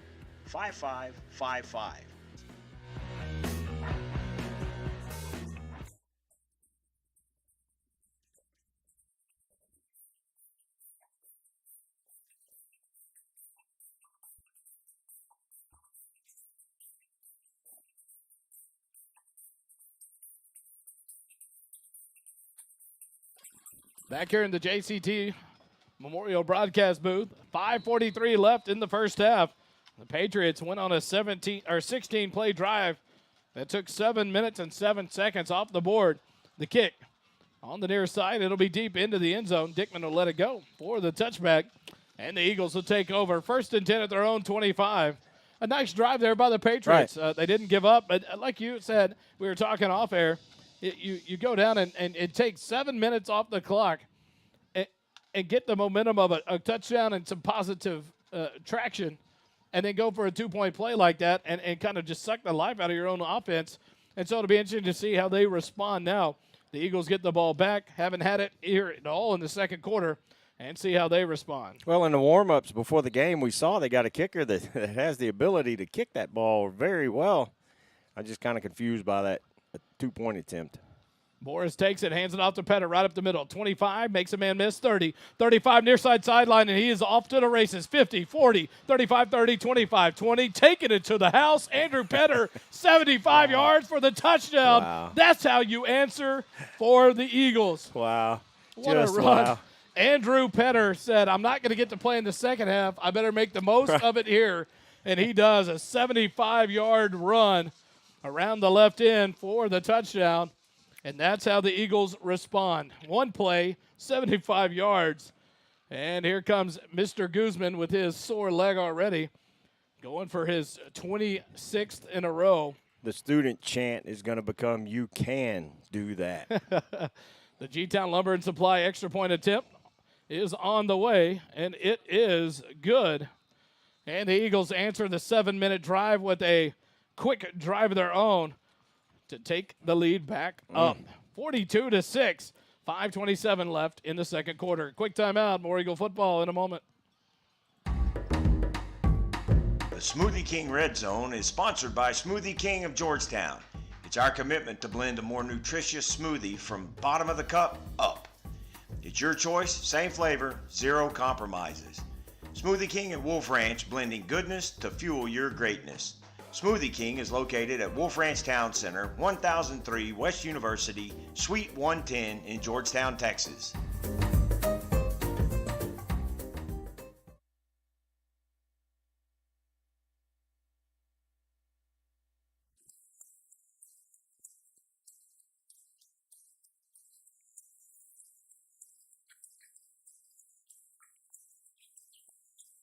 Back here at the JCT Memorial Broadcast booth, the Georgetown Eagle Football Booster Club scoring drive summary. This one's quick. One play, 16 seconds, 75 yards. Andrew Petter, 9 carries, 130 yards, 4 TDs.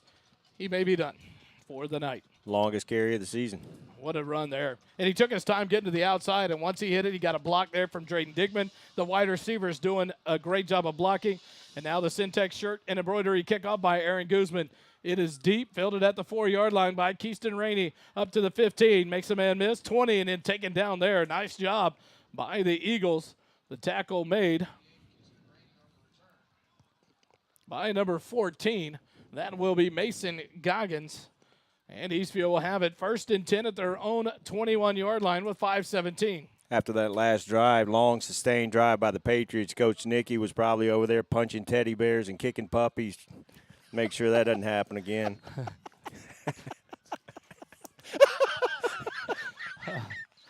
I don't even know how to respond to that.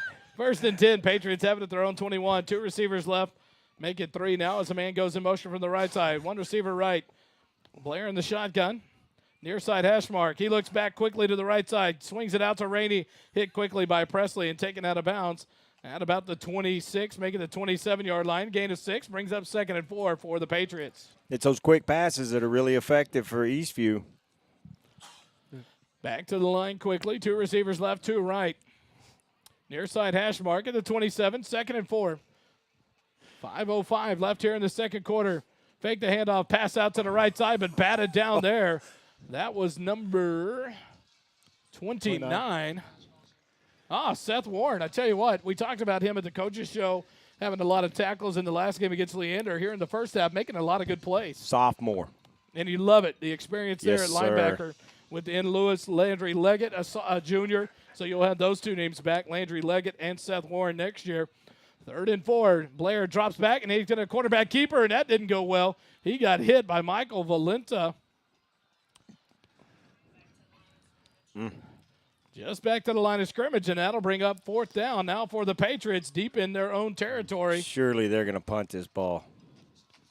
You turn this over here, you're giving them another touchdown before this half. Goodness. They'll go for it. 4th and 4 from the 27. Blair gets a snap back. He drops back. Pressure coming, but now a flag, and the play's whistled dead. Timeout. And a timeout. No flag. The play whistled dead. Caught timeout by Coach Griffin. 4:25 left here in the second quarter. Coach Griffin going to take his timeout here. Second one of the half. Quick timeout here. Back with more Eagle football on SHN.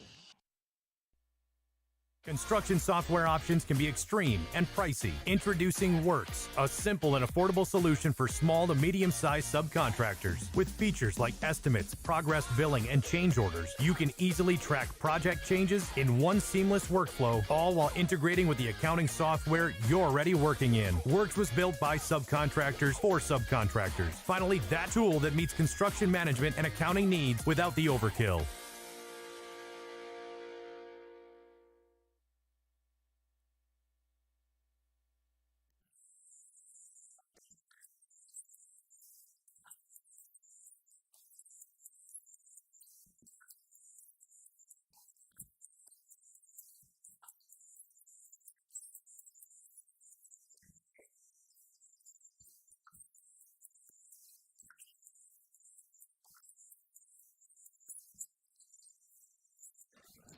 And back to action. 4th and 4 for the Patriots at their own 27.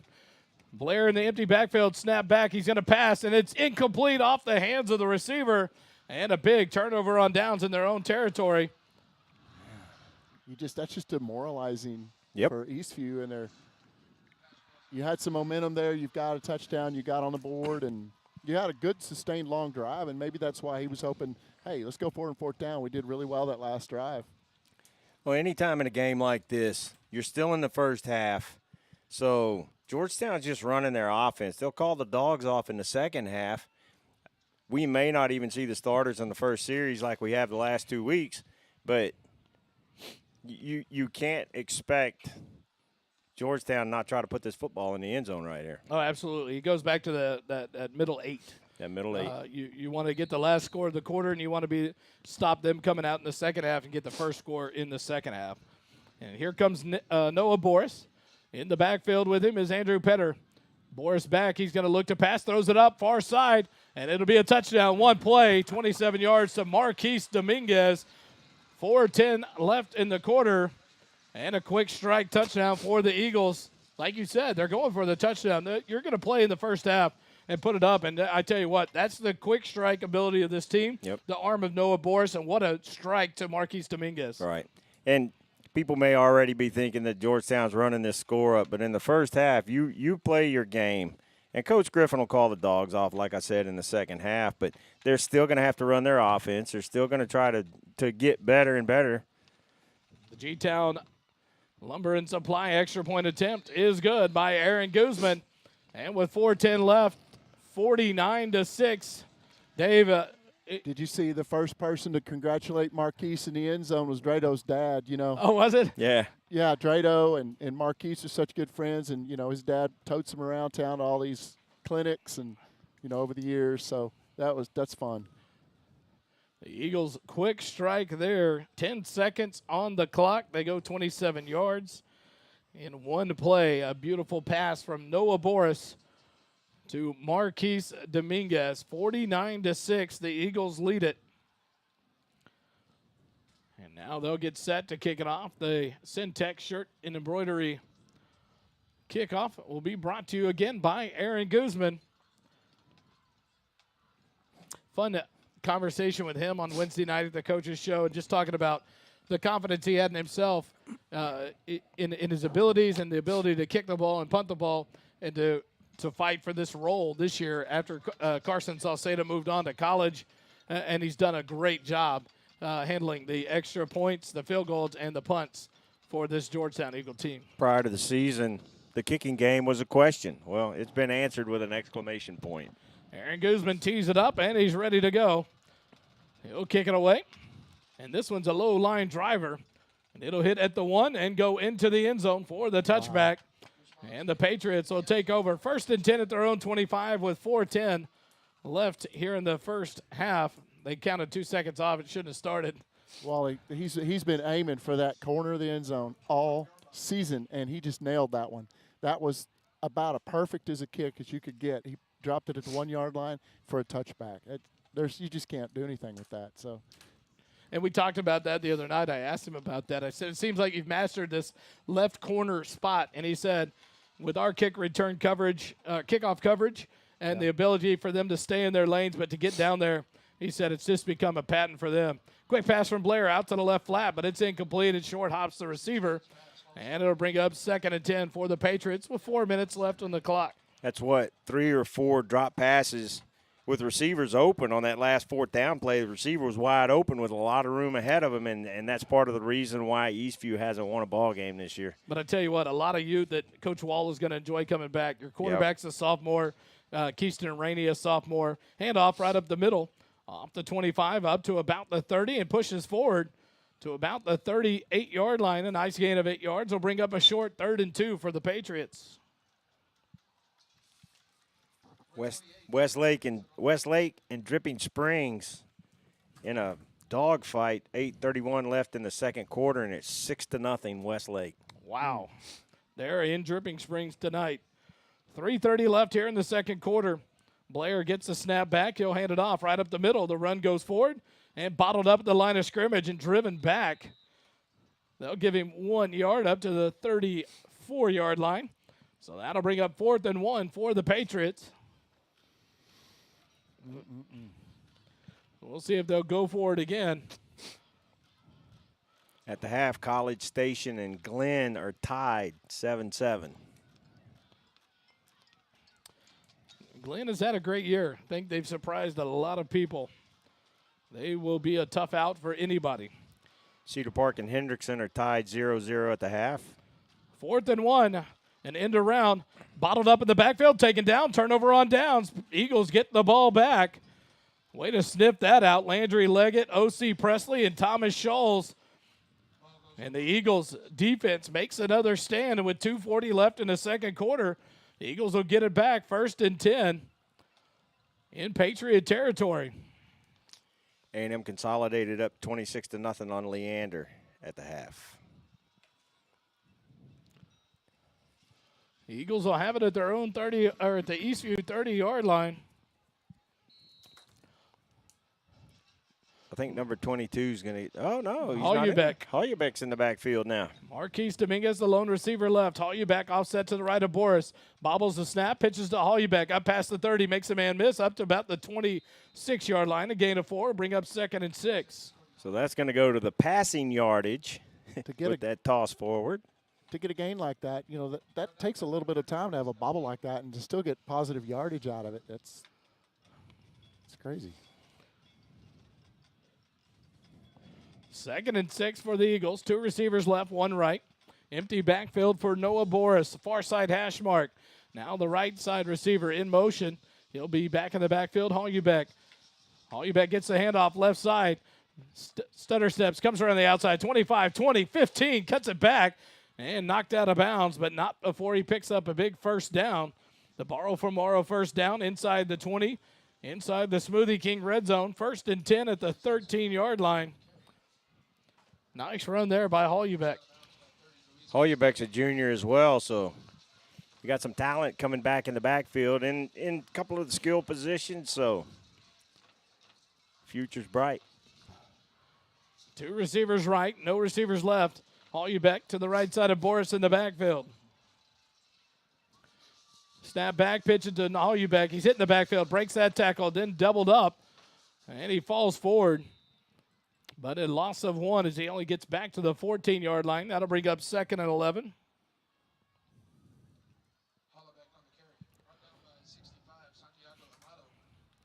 So now the Eagles taking their time. 1 minute left here in the second quarter. Brought to you by Works. Holubeck offset to the left side of Boris. Far side hash mark. Dominguez, the far receiver left. Slot receiver is Dickman. Boris looking to throw it up in the end zone. It does. Drayden Dickman, touchdown. Nice pass, nice catch, and the Eagles put another one on the board with 45 seconds left and a 14-yard strike from Noah Boris to Drayden Dickman, and the Eagles take a 55-6 lead here in the first half. Just efficient. That's all you can say. Efficient. Offense doing what they need to, and Eastview's just outmatched. The G-Town Lumber and Supply extra point attempt. Snap is back to Boris. The hold is down. The kick from Guzman is up. And it is good. 56-6. The Eagles lead it by 50 with 45 seconds left. G-Town Lumber and Supply, located at 9400 Brown Lane in Austin, Texas. Hometown service like none other. G-Town Lumber and Supply.com. Boys, everything you wanted to see out of this Eagle team.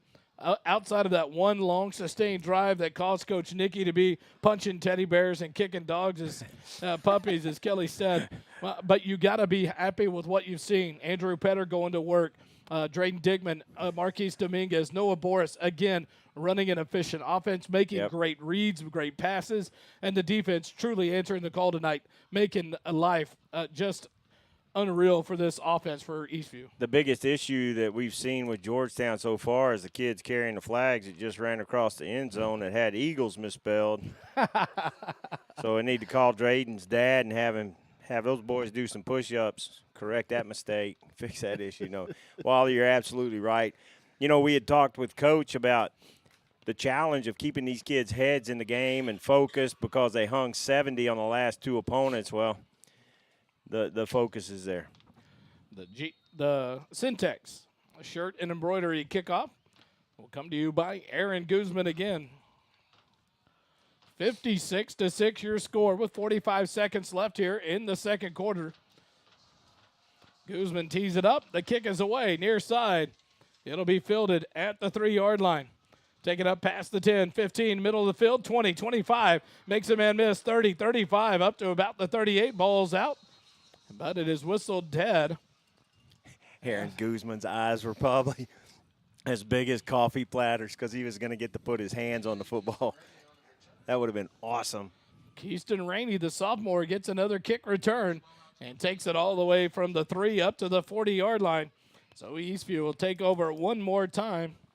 1st and 10 at their own 40. 35 seconds remaining in the first half.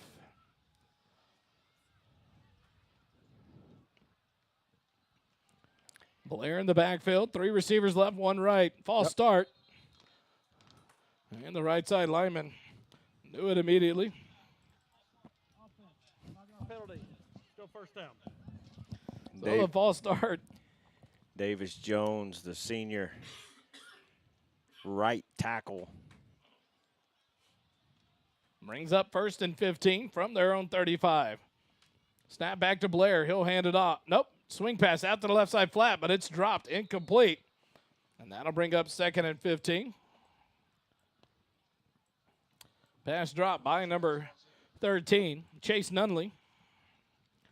And that brings up 2nd and 15 from their own 35. 20 seconds left. I think Georgetown secondary has been lowering the boom all night, that those guys are a little gun shy to catch a ball. They're going to get hit hard. Yeah, they're just pressure. Blair gets a snap back. He drops back. Here comes the pressure. He escapes it. He's off on the run. 35-40. Makes a man miss. 45 up to almost midfield, where he'll be tackled just short of a first down. 15 seconds left. Clock runs. It'll be a 3rd and 1 for the Patriots. Nice little run there by Ty Blair. Back those defensive backs up, and Halftime. he called a Timeout got called. Interesting. Oh, Timeout. Eastview. Second timeout of the half. Please put 2 seconds on the clock. So they did get the timeout. There'll be 2 seconds remaining in the half. Eastview, you think here, will just throw one up as they run out the quarter or the first half. 56-6, the Georgetown Eagles have scored on every possession of the first half. And Kelly, this first team offense just continues to run like a well-oiled machine. They really do, Wally, and it is they're getting better every week, and you just see the efficiency in the offense, the offensive line just controlling the point of attack, keeping the quarterback clean and pristine, and that's what you want to see in a game like this. 3rd and 1 from the 49-yard line. Eastview has it with 2 seconds remaining here in the first half. Man, one of these times, I want to see you play the Giants against the Cowboys years and years and years ago. They had a prevent defense like this, and they just dumped one off in the middle and had all the linemen chasing down the field. And here comes the old hook and lateral. Pitch it. The ball's dropped. It's loose, and the Eagles will get on it. So it'll be another turnover in the books for the Eagles. And that'll end the first half. 56-6, the Eagles lead it. And we'll go to the Pro Glass halftime show. Be back with you here in just a moment on SHN. Our halftime shows this season are presented by Pro Glass of Georgetown. If your car, RV, or heavy equipment needs glass to be replaced, Pro Glass can get the job done in no time. Our local family-owned business stands behind its work with a limited lifetime warranty for as long as you own the car. We are the Central Texas choice for RV, heavy equipment, and auto glass since 1998. Windshield chip repairs in under 30 minutes, no appointment necessary. Visit our website at www.proglasstx.com or call 512-930-1365.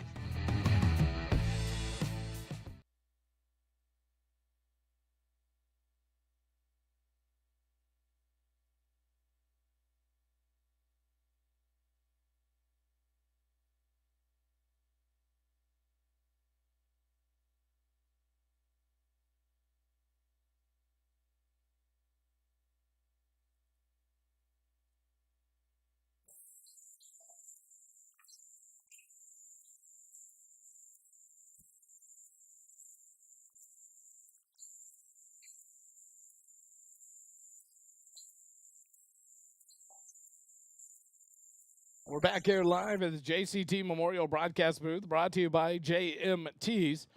And we're at the Pro Glass half, 56-6.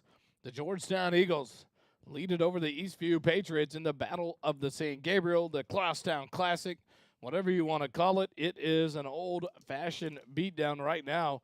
The Eagles can do no wrong on offense. 8 possessions, 8 touchdowns. And the Patriot offense, a lot of pressure on the sophomore quarterback, Ty Blair. He has made several attempts to run for his life, taken several big hits from this Eagle defense. And that's kind of the storyline of the first half. The defense holding strong, the offense, quick strikes, a lot of good plays to score touchdowns.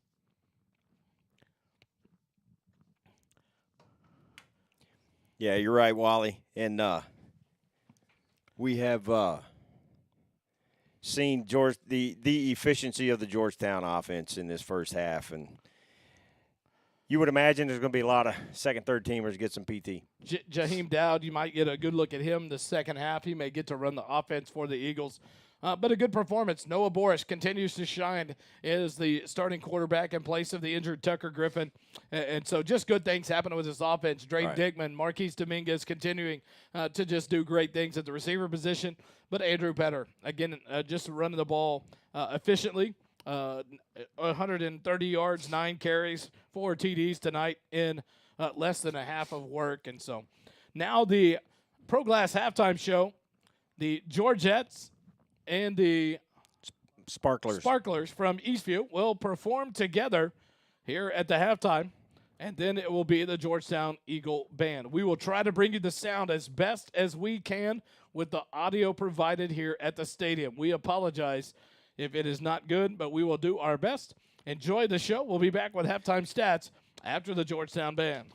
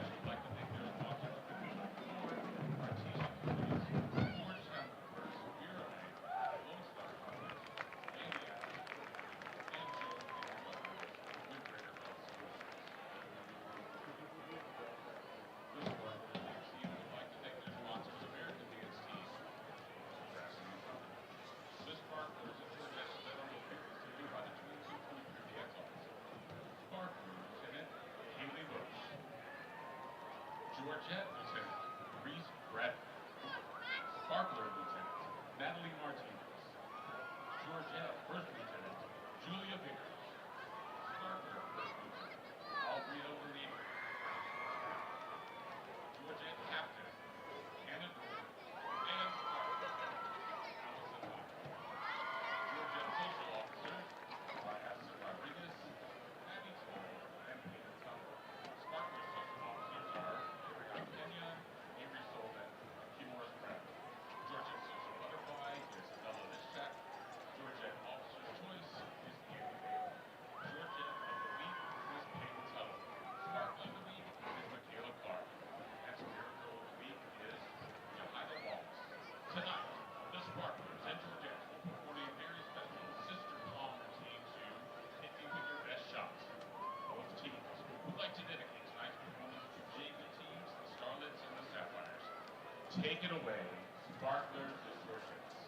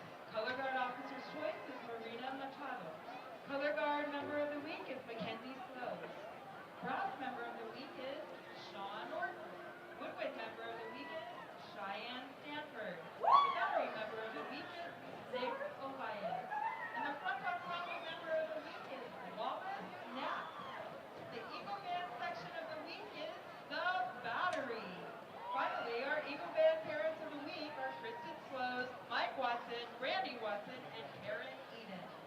The band would like to dedicate tonight's performance to our fantastic school board for all their support of the fine arts of GISD.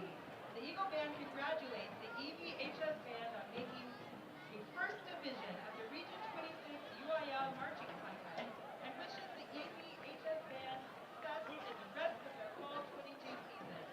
Now please enjoy as the Eagle Band performs their 2022 field production, Down the Rabbit Hole.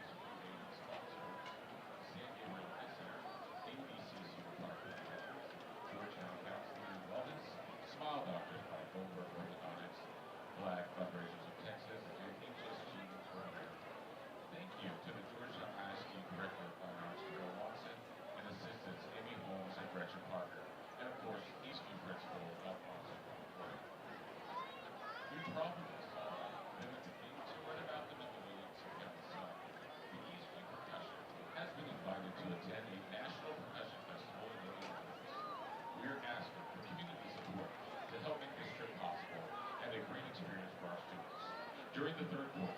Look for the EBHS band soon to be moving about the stands with the red buttons. We donations made big or small. Help the East professionals to make it to the back Crosstown Communities Club for Flagships. If you would like more information, please visit band.org.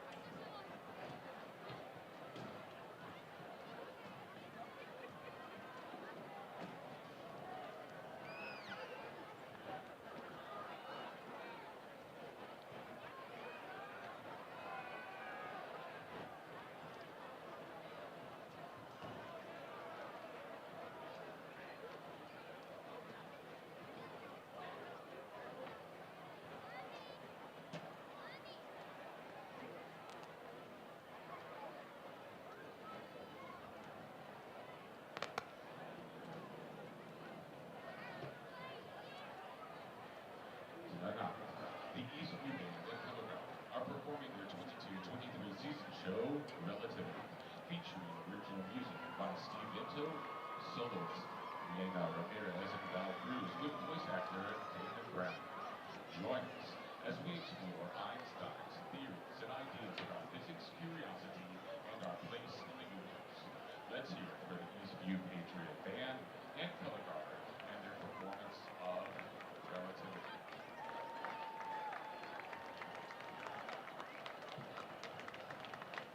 In just a moment, under the field direction of drum majors like Caleb Johnson and Annabelle Mulholland, we proudly present the Eastview Patriot Band and Birkelbach performing Relativity.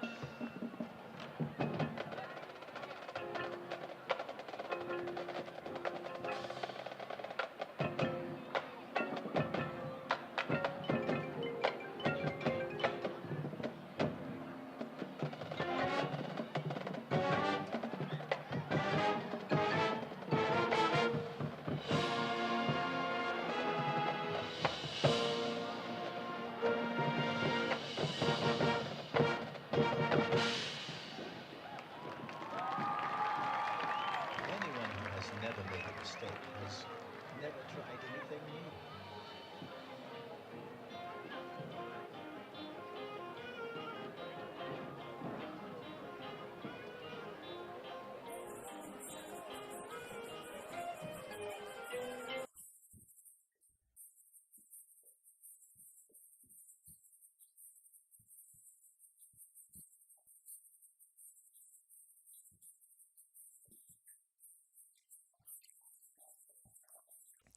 Welcome to the Pro Glass Halftime Show here at GISD Athletic Complex.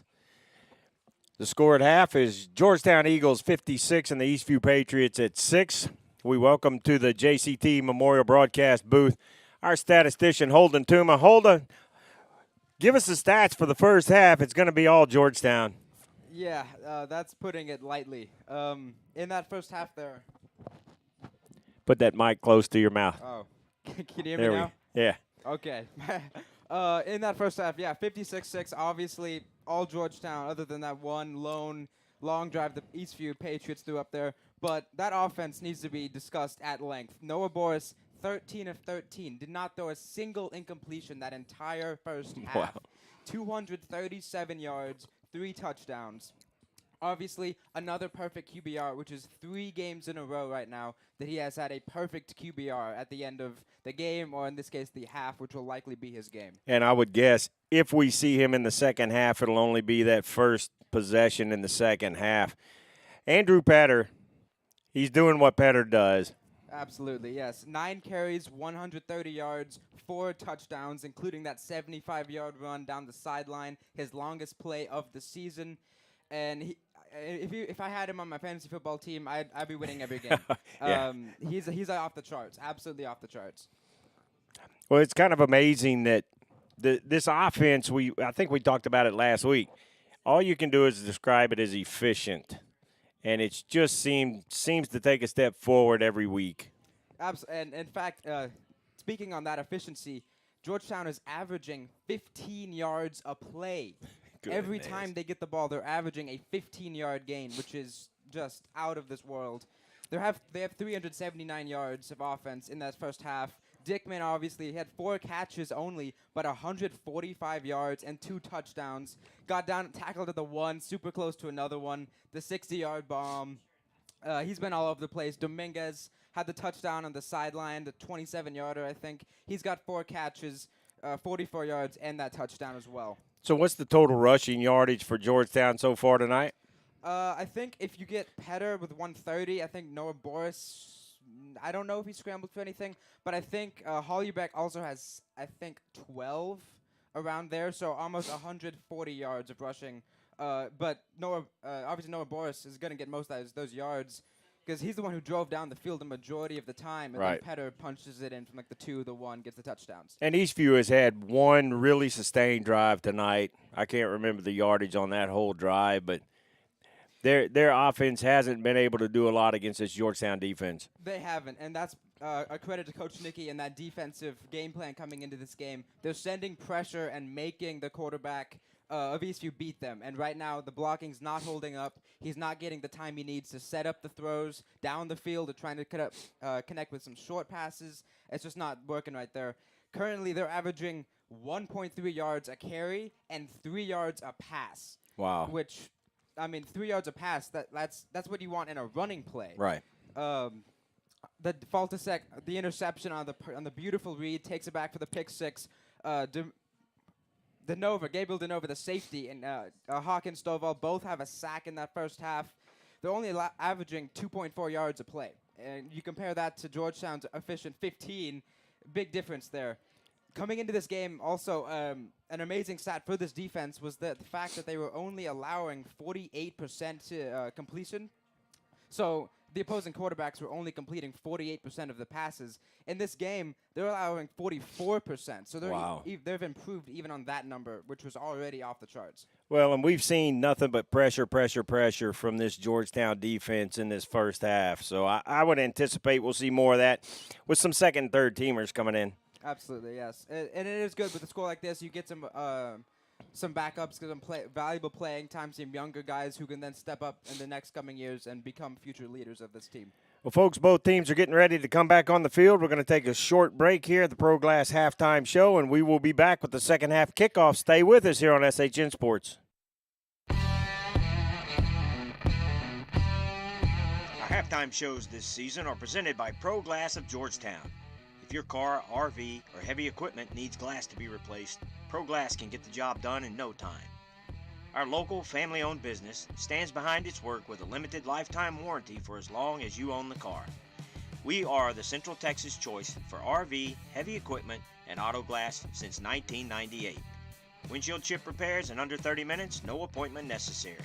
Visit our website at www.proglasstx.com or call 512-930-1365.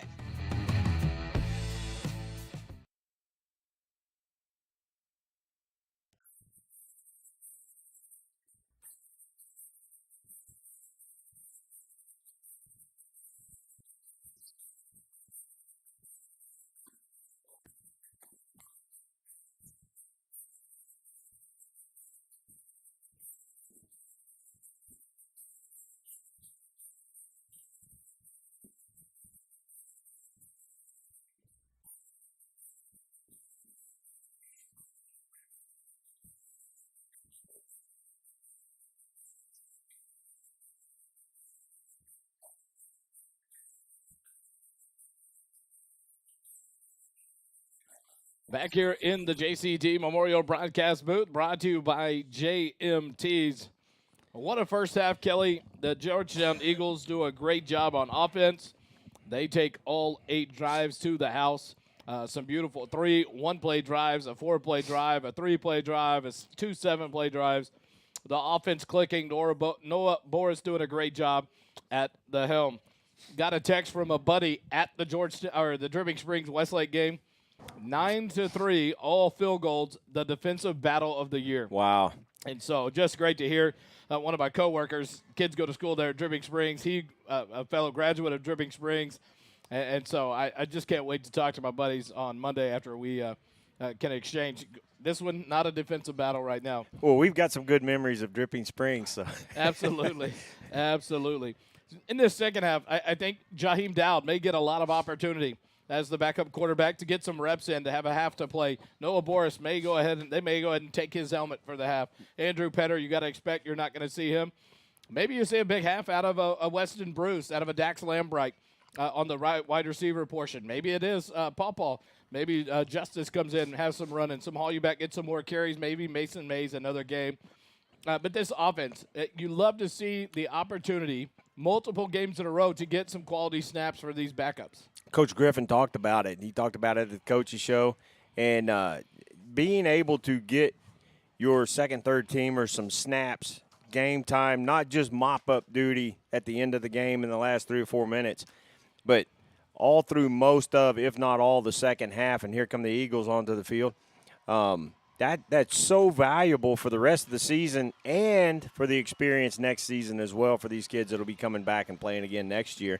The challenge for the Patriots now is going to be these coaches keeping these kids' heads in the game, keeping the chippiness out of it, and just play your game. You got to come out in the second half, try to win the second half, and that's all the Patriots can do at this point. And one thing I don't think we would have ever imagined that we're getting to experience is a lot of snaps, a lot of true good game experience for Noah Boris at quarterback. You don't expect an injury like we had to Tucker Griffin back in week number 3 at Liberty Hill to break his collarbone. But what an opportunity when he comes back next year as the senior leader to be that quarterback that's had a lot of experience to step in there on his senior year, when you didn't get that for Tucker Griffin because you had a quarterback that ran it in Darson Herman for 3 years and as dominant as he was. And so an opportunity for Noah Boris to continue to fine-tune those skills for a great run in his senior year, along with Andrew Petter, Hall Ubeck, and the other juniors in this class, Seth Warren, Landry Leggett. Going to be fun to watch again next year. It's one of those situations with Tucker Griffin getting hurt early in the season. He just landed wrong. And coach, all football coaches talk about the next man up. And, boy, Noah Boris has been that guy. And it's going to be interesting when Tucker comes back, once he can shake the rust off. It's sitting about 78 degrees. The wind's still blowing about 6 or 7 miles an hour out of the southeast. Just a beautiful, beautiful night here in Georgetown, Texas. The Georgetown Eagles get ready to kick it off here to start the second half. The Syntex shirt and embroidery kickoff will be brought to you again by number 30, Aaron Guzman. The Patriots have 3 receivers back, 2 at the 10-yard line on the outsides, 1 at the 5. Now they'll back up a little more. You see the band now down in front of the student section, getting the crowd going over on the Georgetown side of it. And the kick is away for the second half. Fielded at the 6-yard line, drop, pick back up by number 88, Rainey. He takes it up past the 20. Shot down there. Out to about the 22, 23-yard line, and that's where Eastview will take over. 1st and 10 here for their first possession of the third quarter. That Rainey kid is going to score a touchdown on a kick return at some point. Someone call the police. We got people intruding into our booth. I tell you what. Some of Georgetown finest coming up in here to visit Kelly.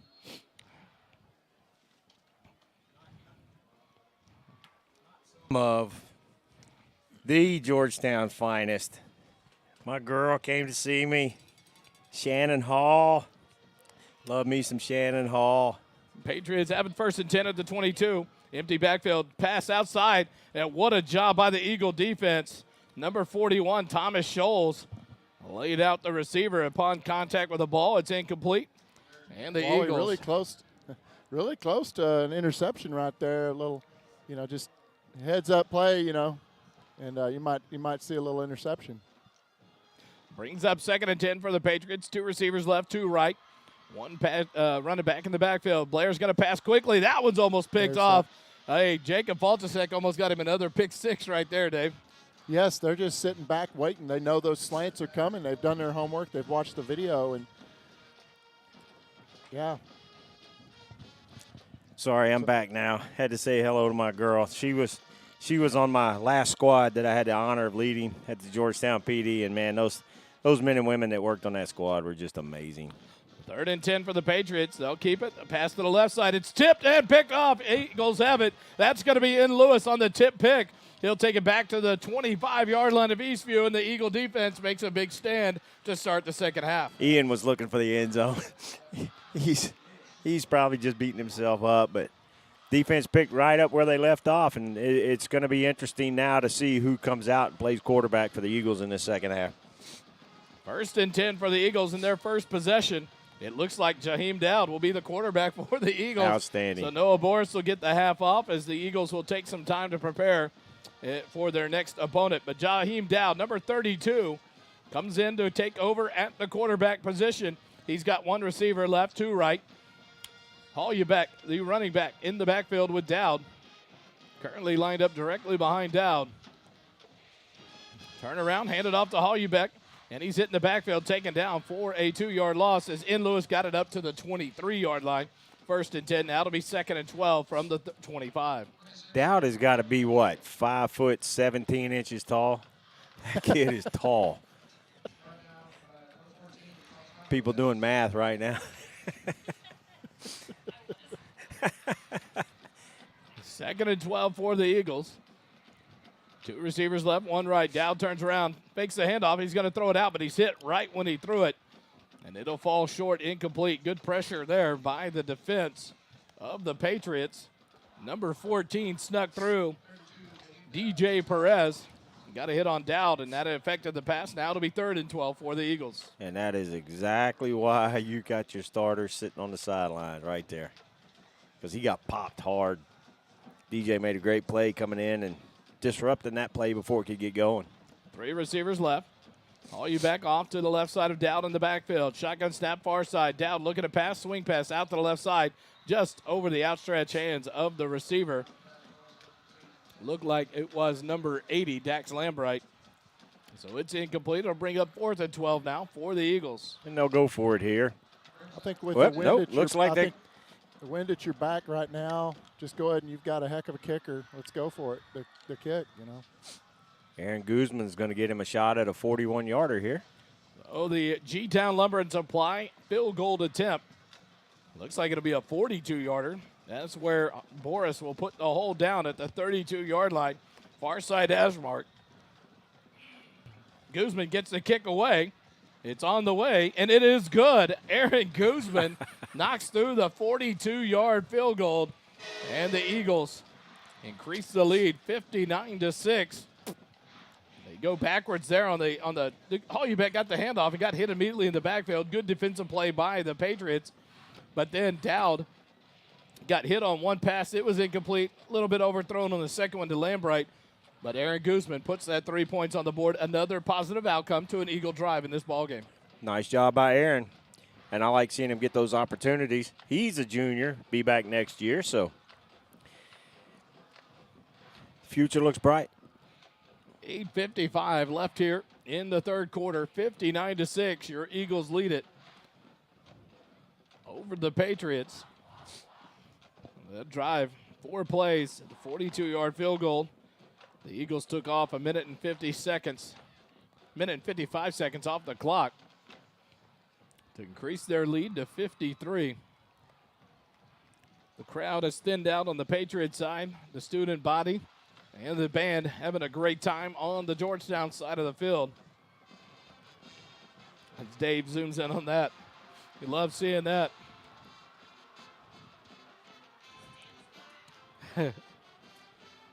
So now the Syntax shirts and embroidery kickoff brought to you again by Aaron Guzman. Getting lots of work in tonight is Mr. Guzman. We're going to have to interview him at one of the coaches' shows. I did last night. Oh, did you? Guzman kicks it up near side. He was fun to talk to. Wednesday night. Back at the 8-yard line. Here comes Rainey. He makes a man miss near sideline. 30, 40, 45, 50. Guzman knocks him down. No, he doesn't knock him down. He tackles him. What a tackle there by Aaron Guzman. Keyston Rainey gets it all the way into Georgetown territory. Down to the 41-yard line of Georgetown. And that's what I said earlier, though, Kelly. Kind of thought they'd start kicking away from Keyston Rainey, and he shows you the speed there. The sophomore doing a job on the kickoff returns tonight. A lot of their yards coming off of great returns by that young sophomore. Guzman making the tackle like a boss. Can't get past our kicker. 1st and 10 on the 41 of Georgetown. 2 receivers left, 2 right for the Patriots. Blair back, looking right side the whole time. Throws right, tips out of play. That would be by Seth Warren. A good read there by the outside linebacker. And it'll bring up 2nd and 10. Quarterback and receiver weren't on the same page on that one because that ball went where the quarterback thought the receiver was going to be, and he was not there. Little tussle there between an offensive and defensive lineman. Jude Greco backs away with his hands up. No flags thrown. 8-13 running clock here in the second half. Pressure being applied. Here it comes, but they hand it off. Chased down from behind. What a play there. Who was that? 14. Number 14. That's, Mason Goggins. Is it 15? Omarion Lucas was right there on the tackle. Goggins chased down from behind. Oh, what an effort there by Goggins. And to stop the run short, that'll bring up 3rd and 6 now for the Patriots from about the 37-yard line of Georgetown. Here comes Seth Warren in. He collapses in and gets at the feet of the tailback and holds on for dear life, gets some backup support. And it's a no gain. That'll bring up 4th down for the Patriots. Again, you've got a lot of numbers in there that we haven't been calling tonight because you got the second teamers in there now on defense. And now quickly back to it. Blair in the shotgun, running back to his left side. 3 receivers left, 1 right. Blair looking right. He's smashed, and the ball comes out, but it's incomplete. Andrew Urban and Mason Goggins. Blair got blasted there. Andrew Urban, the defensive end, came off the right side and blasted Ty Blair. Ball goes incomplete, and the Eagles get the ball back. Andrew came flying through there like he was shot out of a gun. And, man alive, what a tackle back there on the quarterback.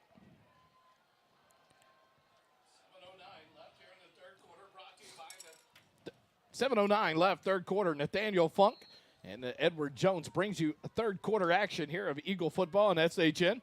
And the Eagles get the ball back, only allowing 4 yards on that drive. And Jaheim Dowd back in a quarterback for the Eagles here on the near side hash mark. 1 receiver right, 1 left.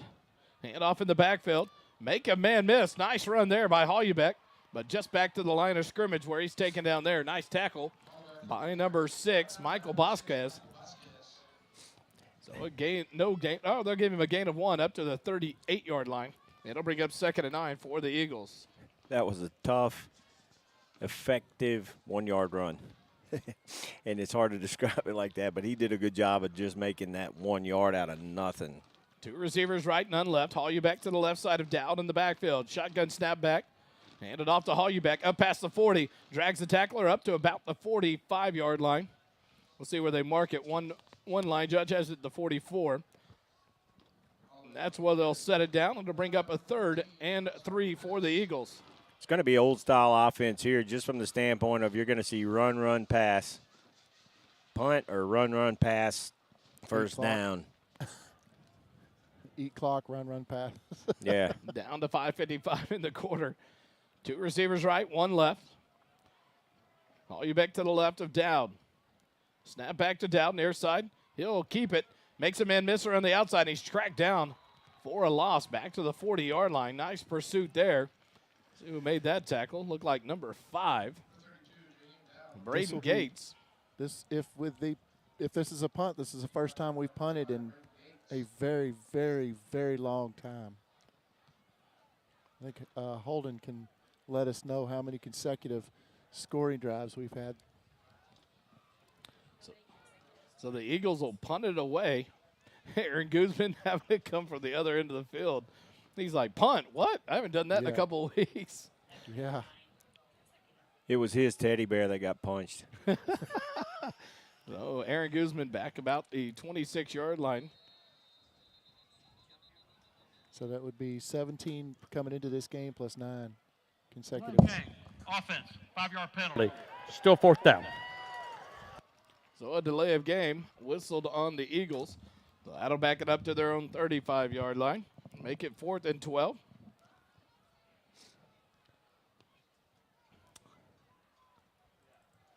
Snap back. Guzman to punt. Low line driver to the left side. Bounces at 36. Fielded at the 25. Now reversing field, but tackled there. Great coverage by the Eagles. And the return goes nowhere. 1st and 10 for the Patriots at their own 27-yard line. 4 minutes, 40 seconds left here in the 3rd quarter. Your Eagles lead it 59-6. Aaron Guzman not only getting a lot of field goal and extra point attempts and kickoff attempts, now having to get that punt worked in there. But an opportunity here to work on punt coverage, which is going to be key in these big games still to come with College Station, Cedar Park, and Leander Glenn. Yeah, it's going to be a quite a different matchup next week here at GIS, the athletic complex, with College Station coming in, been one of the top teams in the state. 1st and 10 from their own 27. Handed off in the backfield, up past the 30. Spin out of a tackle up to about the 35-yard line. They'll mark him at the 34.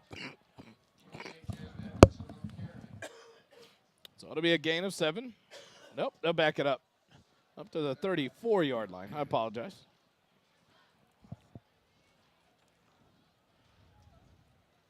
So the Patriots have it. 2nd and 4 now. Snap back to Blair. He'll roll to the left. He's looking to pass. Swing pass left side. Caught up past the 35 to the 40. And hitting about there and taken down maybe the 41. Ball comes out.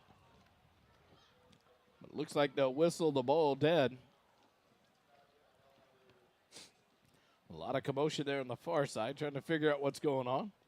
But they're going to say he's down, and that'll bring up a Patriot 1st down. Nice little play there. Blair rolled out and then kind of threw a backwards lateral pass to the open receiver out on the far sideline. And he advanced it up past the 40, make it the 42-yard line. For the Patriots, they have it 1st and 10. Blair back. He's looking right, throws in the middle.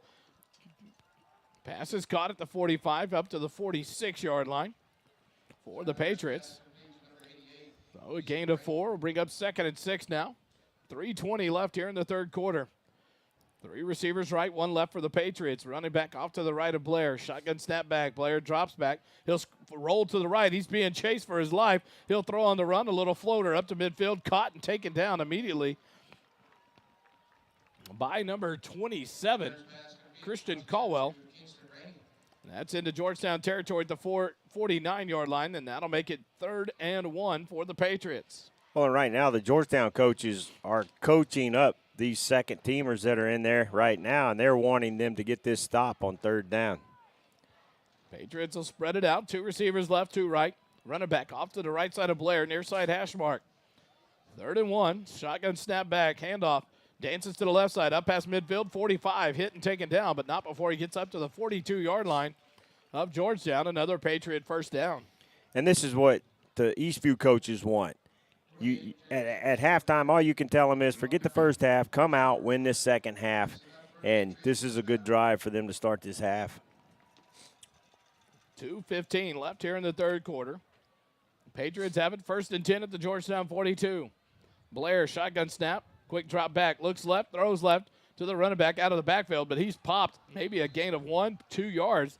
They'll spot him at the 40-yard line. A gain of 2 brings up 2nd and 8. You like to see, though, the fight that the coaching staff from Eastview is wanting to see out of their players. They're not giving up. They're still fighting hard, fighting for those yards, and trying to push the ball down the field. Absolutely. Folks, we got a little upset alert right now. In the fourth quarter, 3:45 left in the first quarter, Glenn leads College Station 14-7. Wow. Shotgun snap back to Blair. He's looking now, quarterback keeper right up the middle, 40, 35, and he's hit about the 33, 32-yard line. He'll be right at the yard to gain. See where they spot him. They're going to give him the first down. A nice little run there on the QB keeper by Blair. And the Patriots get another first down up to the 32 of Georgetown. 1:10 left here in the third quarter. That would be a big knock to College Station. Currently, I think, ranked 3rd in the state in 5A D1. Shotgun snap back to Blair. Quick pass out to the right side. Up past the 35, 30, 25. And runs into O.C. Presley. Ball comes out, but it's whistled down at the 22-yard line. That'll be a gain of 10. Another first down for the Patriots.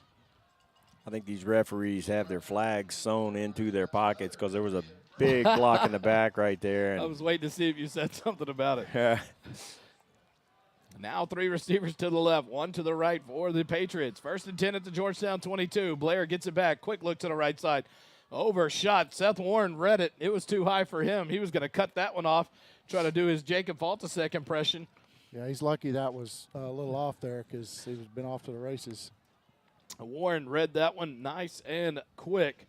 And that brings up 2nd and 10 now for the Patriots. 21 seconds left in the third quarter. 59-6 your score. Georgetown by 53. 3 receivers right, 3 receivers left, 1 right. Blair gets a shotgun snap near side hash mark. Looks right. Pump fake. He's going to take a shot to the corner of the end zone. And the catch made by the Patriots. And then he's going to talk to Presley. He's talking. That should be a flag, but okay. Wow. Little taunting there. Catch was either made by 13 or 15. I couldn't tell which one. 15.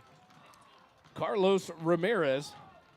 And now here comes on the field goal team for the Patriots with 15 seconds left in the third quarter. 59-12 now your score. A nice 62-yard drive, or 72-yard drive for the Patriots. Took 4 minutes and 25 seconds off the clock. The extra point is up, and it is good. And the lead shrinks again, 59-13 now. What a beautiful pass there on the pump and go by Blair. He put it right up over the shoulder of Carlos Ramirez, and he waltzes right into the end zone. A beautiful pass for Ramirez. Timeout on the field, 59-13. Eagles lead it. More Eagle football after this. The third quarter of tonight's game is brought to you by Nathaniel Funk, your Leander, Georgetown, Edward Jones financial advisor at 1640 Highland Falls Drive, Suite 801, Leander, Texas, 78641. Learn how he can help you with your financial goals. Visit edwardjones.com/Nathaniel Funk for more.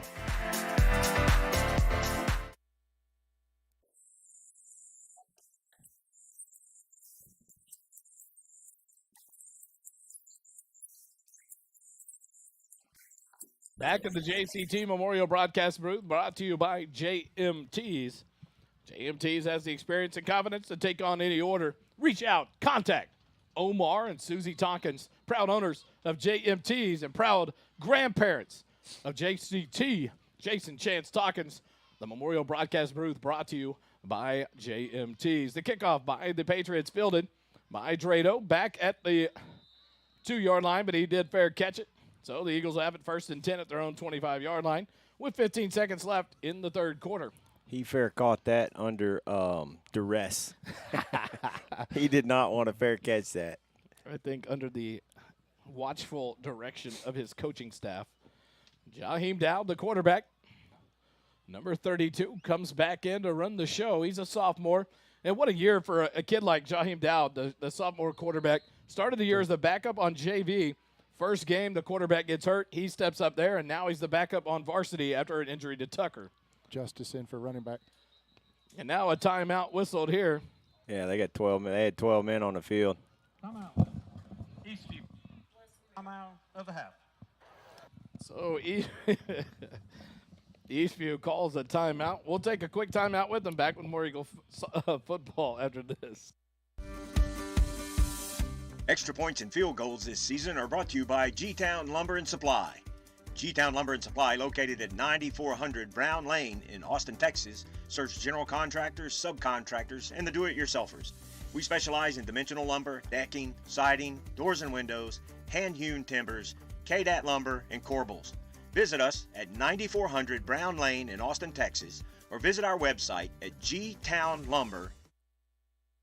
Now back in action after the timeout. Dowd will hand it off on an end around to number 20. Isaiah Justice breaks a couple of tackles, gets back up past the line of scrimmage, maybe a 2-yard gain up to the 27. And that'll bring up a short 2nd and 8 for the Eagles, but that will be when the fourth quarter comes back into play. Quick timeout. We'll be back with the fourth quarter, 59-13. Eagles lead it over Eastview. Back with more Eagle football on SHN after this.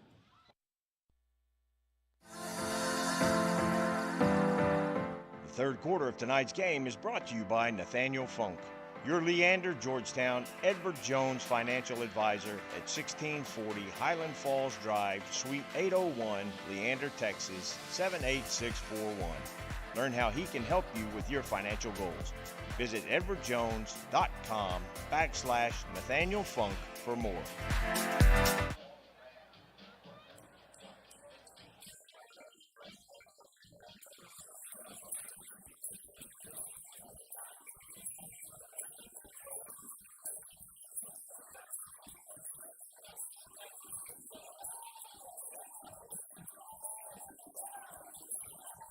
Back at the JCT Memorial Broadcast booth.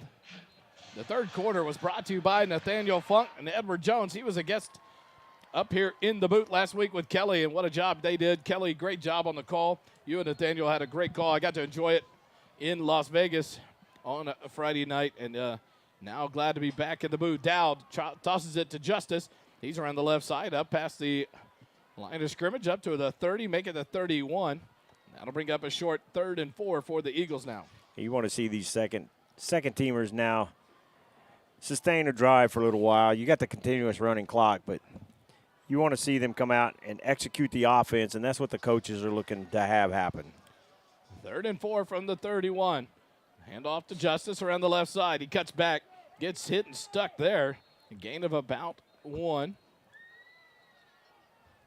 I really enjoy watching Justice run. He's little, he's shifty, he's hard to see. If our offensive line is so big, and you can't find Justice behind our line if you're Eastview. Of course, they did a good job of those 3 downs, stopping him. But he's fun to watch run.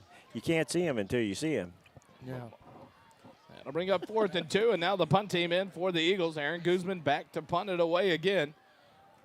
Back deep, I would assume is going to be Keaston Rainey, the speedy return man. Sophomore for the Patriots. Snap back to Guzman. Gets the punt away. It's a high, short kick. It's going to land about the 45, and it backtracks. And it'll be down at the 50-yard line by number 21. That'll be Boston Johnson, the junior. He'll take it there and killed it for the Patriots. They'll have it 1st and 10 with 10:35 left in the ball game. Got a 17-yard punt on that one. That ball got up high and got knocked down by the wind. And then it took a backspin. Beautiful pitch and wedge shot But as soon as it hit, it went right past one Eagle defender. And then Johnson snagged it at the 50-yard line. 1st and 10 from midfield for the Patriots. 3 receivers right, 1 left. Running back offset to the right of Ty Blair. He'll hand it off left side and immediately drug down for a loss there. Oh, don't do that, 47. Tackle by number 47. I think that's Jude Greco, the senior defensive lineman. Nice tackle there, a 1-yard loss. They're going to give him the 49-yard.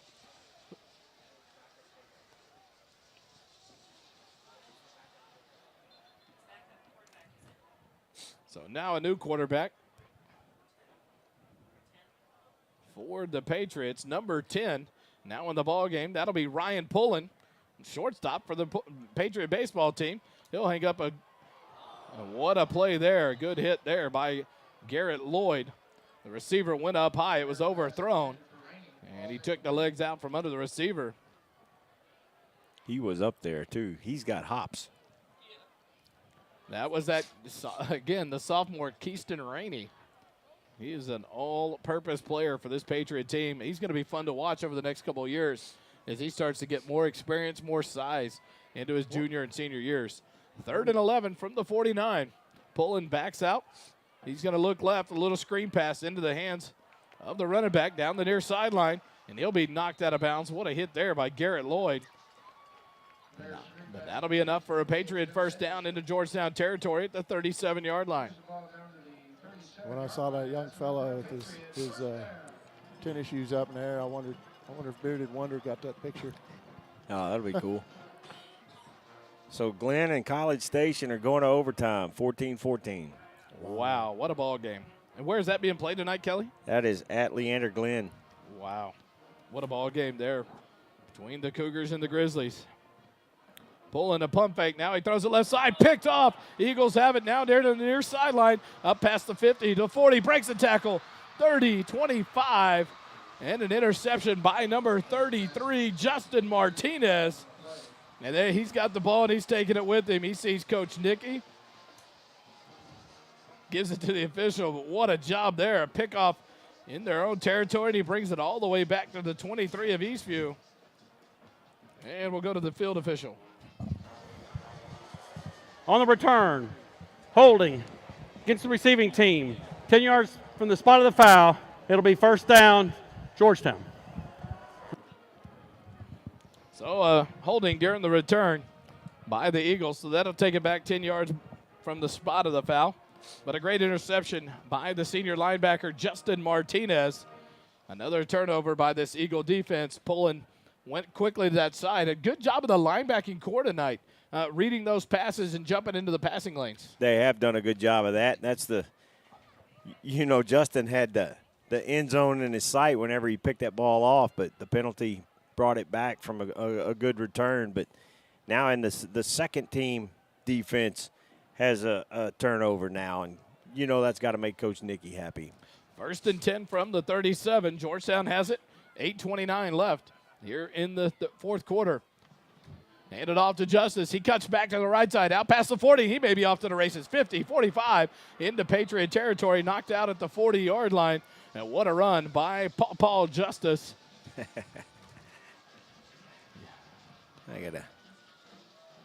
I gotta get this screen up there for Paul.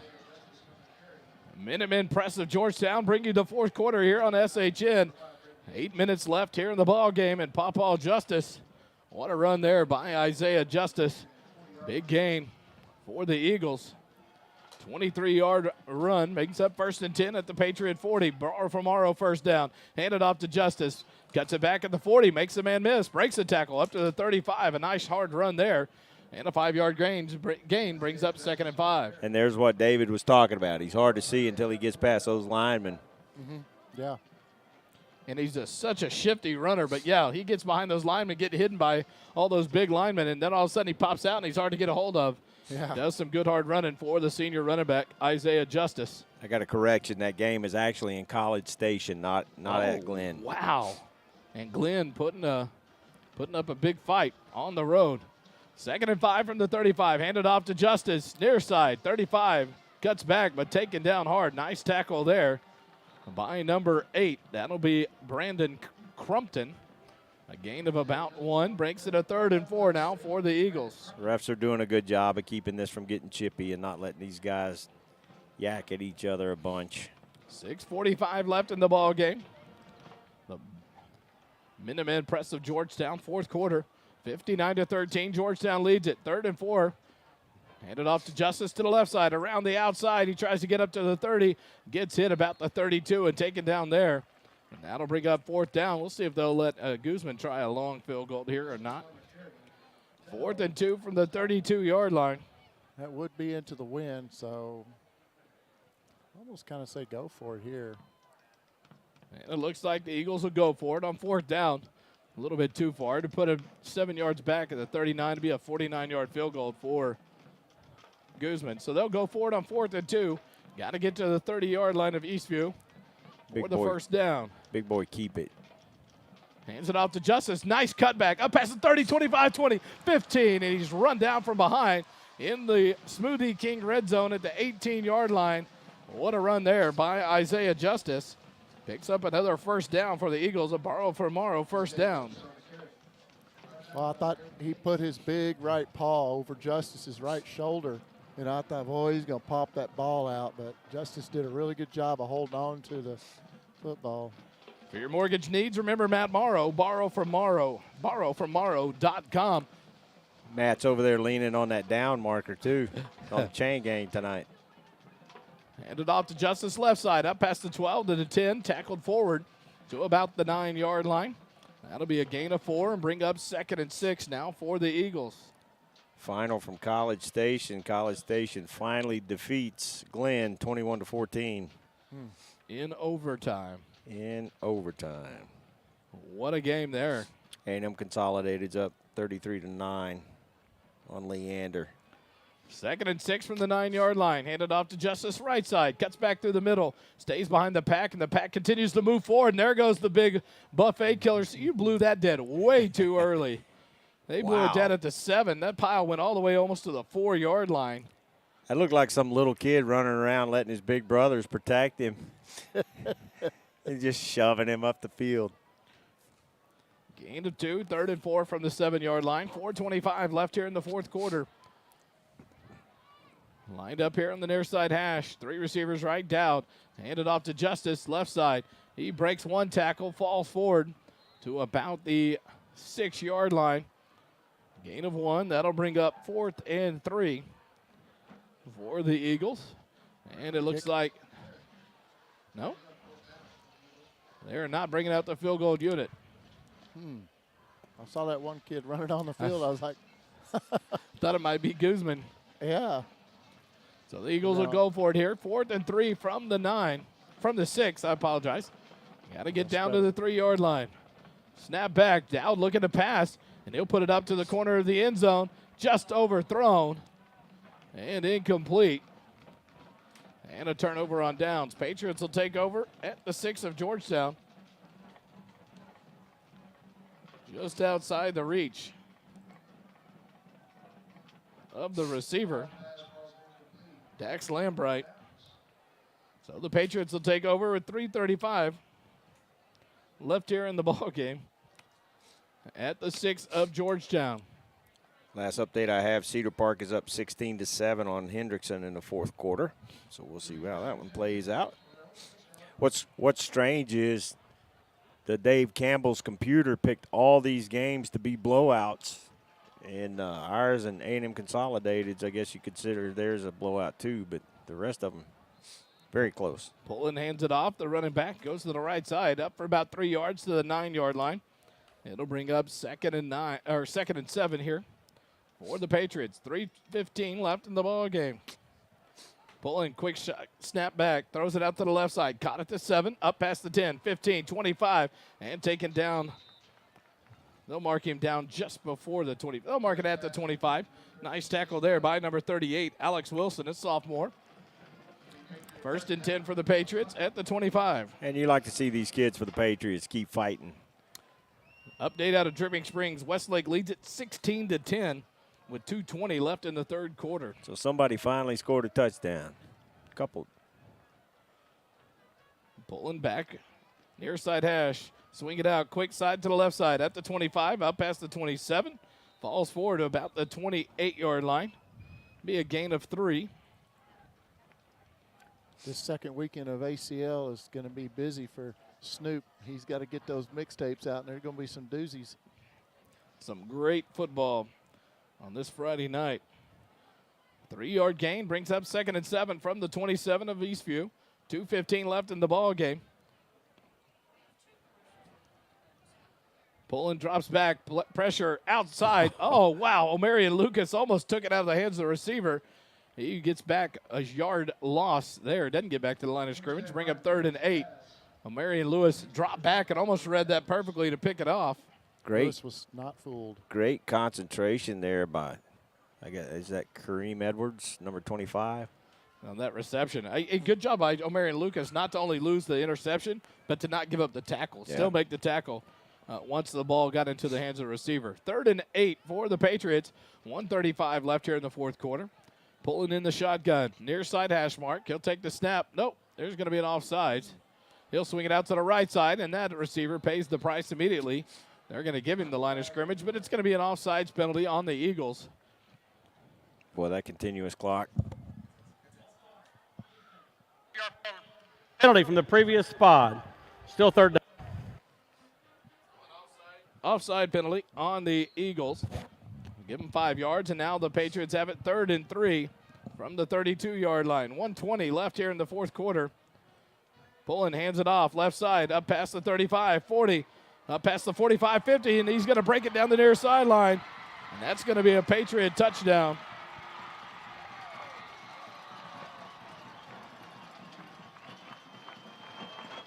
Number 8, Brandon Crumpton takes it to the house. What a run by Brandon Crumpton.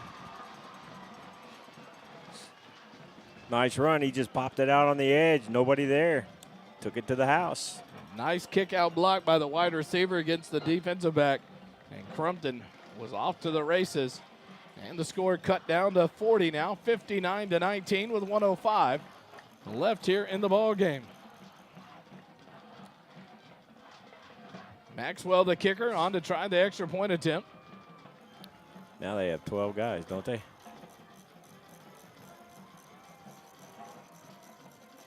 Kick is up, it's blocked, and the Eagles recover it. The extra point is no good. Quick timeout. Back with more Eagle football here in just a moment.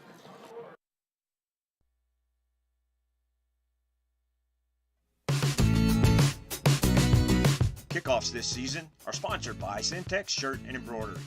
At Syntex Shirt and Embroidery, we offer a variety of unique custom clothing and gifts, as well as personalized embroidery for gifts, schools, fundraisers, businesses, and more.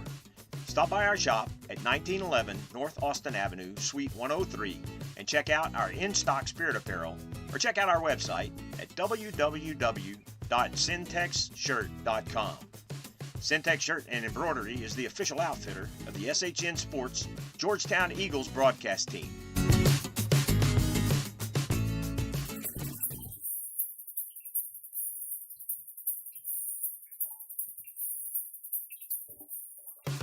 The fourth quarter sponsor for this season is Minuteman Press Georgetown. Minuteman Press Georgetown is your one-stop print shop. From business cards to signage and now turnkey mailing solutions for flyers, postcards, bulk mailing, and more. Minuteman Press Georgetown can help bring exposure to your business. For more information, visit mmptx.com.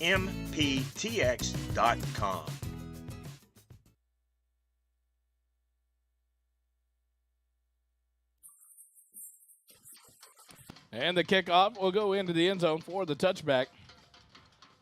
Maxwell, the senior kicker, puts it deep. And now the Georgetown Eagles will take over with 1:05 left here in the ball game. Up by 40, 59-19. Run out the clock here. And another victory in consecutive weeks for the Eagles. A third week in a row. And a great momentum going into a tough battle next week at home against College Station. Yeah, and that's going to be a battle because College Station is going to come in here with something, a chip on their shoulder, having Glenn play them as close as they did. So the Eagles are going to have to shake off these three big wins and get ready for a really tough College Station team. New running back in. Mason Mays now in the backfield with Jaheim Dowd. Handed off to Mays around to the right side, up past the 25, gets hit about the 27, goes down at the 29-yard line. A gain of 4 brings up 2nd and 6 for the Eagles. 1 minute left on the clock. Fourth quarter brought to you by Minuteman Press of Georgetown. Probably run one more play and maybe have to run 2, but no, run one more play. Eagles will take their time here. Dowd at the shotgun. Mason Mays to his left. He'll take it. Hand it off to Mays. Back to the right side. He finds a hole. Hits it 30, 35. Cuts back almost up to the 40, to the 39. A nice gain there. Brings up the borrow for Morrow first down. Mays had other ideas. He was wanting to get in the end zone. And that will be the final play of the ball game. They set the ball. They don't start the down clock, the play clock, but the clock is running on the scoreboard. And that'll be how it ends. 59-19, your Eagles are victorious over the Crosstown rivals, the Eastview Patriots. Quick timeout. We'll come back to wrap this one up on the Fine Line postgame report. You're listening to Eagle Football on SHN Sports.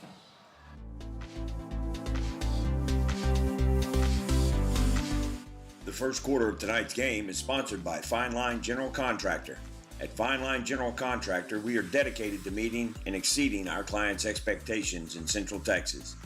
Fine Line offers a wide variety of construction services, including budgeting, design assistance, scheduling, project management, and more.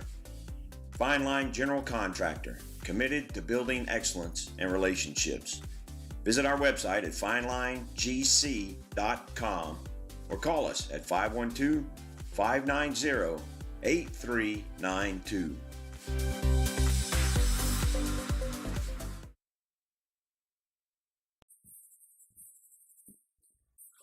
Georgetown Eagle football victorious for the third week in a row, a 3-game winning streak. They move to 5-2 on the year, 3-1 in district play. Eastview falls to 0-7, 0-4 in district play, and an important win for this Eagle team as they go into what's going to be a challenging last 3 games of the season. At home against College Station next week on Friday night, then on the road at Glenn, and then home to finish the regular season against Cedar Park. A formidable opponent. I don't care what their record says. Always a tough team to beat in football. Yes, it is. And here in the Fine Line GC post-game wrap-up, we at the beginning of the season, everybody was looking at A&M Consolidated and College Station as top 2 teams, and then it was everybody else. But I have said several times, I'll be really surprised if any team goes through district completely unscathed, because A&M and College Station still have to play each other, and then we've got the games that we have left. So it's going to be if somebody gets through this district unscathed, that's going to be a really formidable football team for the playoffs. This is what this game's all about, Kelly. Yep. These players meeting at midfield, hugging their brothers that they've known growing up with. You love to see it, even after a hard-fought game, to see the support for each other. It's still their pride within Georgetown School District in the battles over on the field, and now the friendships can resume. But you love to see that, especially in a ball game like this where frustrations can mount for a team like Eastview where they're struggling. But I tell you what, some of those athletes there are going to be fun to watch for this Eastview team. A sophomore quarterback in Ty Blair, a sophomore running back, wide receiver, kick returner, punt returner, do everything, probably long snapper and everything else in Keyston Bailey. Let me make sure. I want to say it right because we need to get to know that name. Number 88. Keyston Rainey. That young man is impressive, and he will be fun to watch. But the Georgetown Eagles did what we wanted them to do. What we, as fans, as the broadcast team, want to see. They came out and dominated the first half, and still, after all of that in the second half, still averaged 10 yards a play. A great output by this offense tonight. Yeah, we saw the first team offense do what we have seen this first team offense be capable of all season, and they just continued that push. So as we go into preparations for next week's game against College Station, you're going to have to get these kids focused back up. Again, another challenge after another dominating win. Can't get too full of themselves, but that Rainey kid from Eastview, he's going to be fun to watch. Coach Wall has a positive future here at Eastview. If these kids buy in and trust him and the development of it, You got some talent at quarterback in Blair, a young quarterback. They got a lot of pressure tonight. Good defensive scheme there by Coach Nicky to put the young quarterback on his heels a lot and force up some throws. The defense answered the call. Jacob Falchesek, Seth Warren, we called that name, in Lewis, showing out after he got his first offer to the next level. Had a great game. The line just controlled the line of scrimmage defensively and offensively in this ball game, and the Eagles dominated like we kind of thought might happen. Yeah. 59-19 is your final. Georgetown beats Eastview. A tough week ahead next week. 7 o'clock here from Birkelbach Field. The Eagles will host the College Station Cougars, a battle really for a top spot in this district. College Station will come in undefeated in district. The Eagles with 1 loss and an opportunity to get College Station their first loss of district after they pulled out the overtime win tonight. Wednesday night, we'll be back live at the Golden Rule for the Coaches Show at 6 p.m. Join us live there at the Golden Rule. We love being there. It's a great atmosphere. The food, the drinks, the service is second to none. And we just thank the Golden Rule for all their support. Enjoy your weekend. A lot of great football to enjoy. I tell you what, some great football games tomorrow and this weekend. Go Cowboys as they take on the Philadelphia Eagles on Sunday Night Football. That will end my weekend when I watch that game from the couch. But thanks so much for joining us live here tonight. Wednesday night, we'll be live 6 o'clock from the Golden Rule. But remember, Monday night, the Booster Club meeting in the field house in the classroom. Come join. Watch the highlights. The coaches talk about all the games from the week and a look at the week forward and some business to continue to support this athletic program here at Georgetown. Thanks for joining us tonight. For Dave England on the cameras and a commentary, Kelly Duvall, my sidekick here in the booth, for our statistician, Holden Tuma, and for the lady that makes it all happen on the boards and the computers and everything that if we didn't have her, I'd talk a lot of mess to her, but we would be in trouble. It's my wife, Jerry Ann Harmon. Thanks for joining us tonight. I'm Wally Harmon. More football next week live on SHN Sports. And good to have you back in the booth, buddy. I love it. I hate missing that 1 week, but I'm glad to be back. Hopefully the ragweed and cedar will be gone next week. Sorry for all the sniffles and coughs. We've been fighting this all week. But remember, it doesn't cost you a dime to be kind. Have a good weekend, everyone.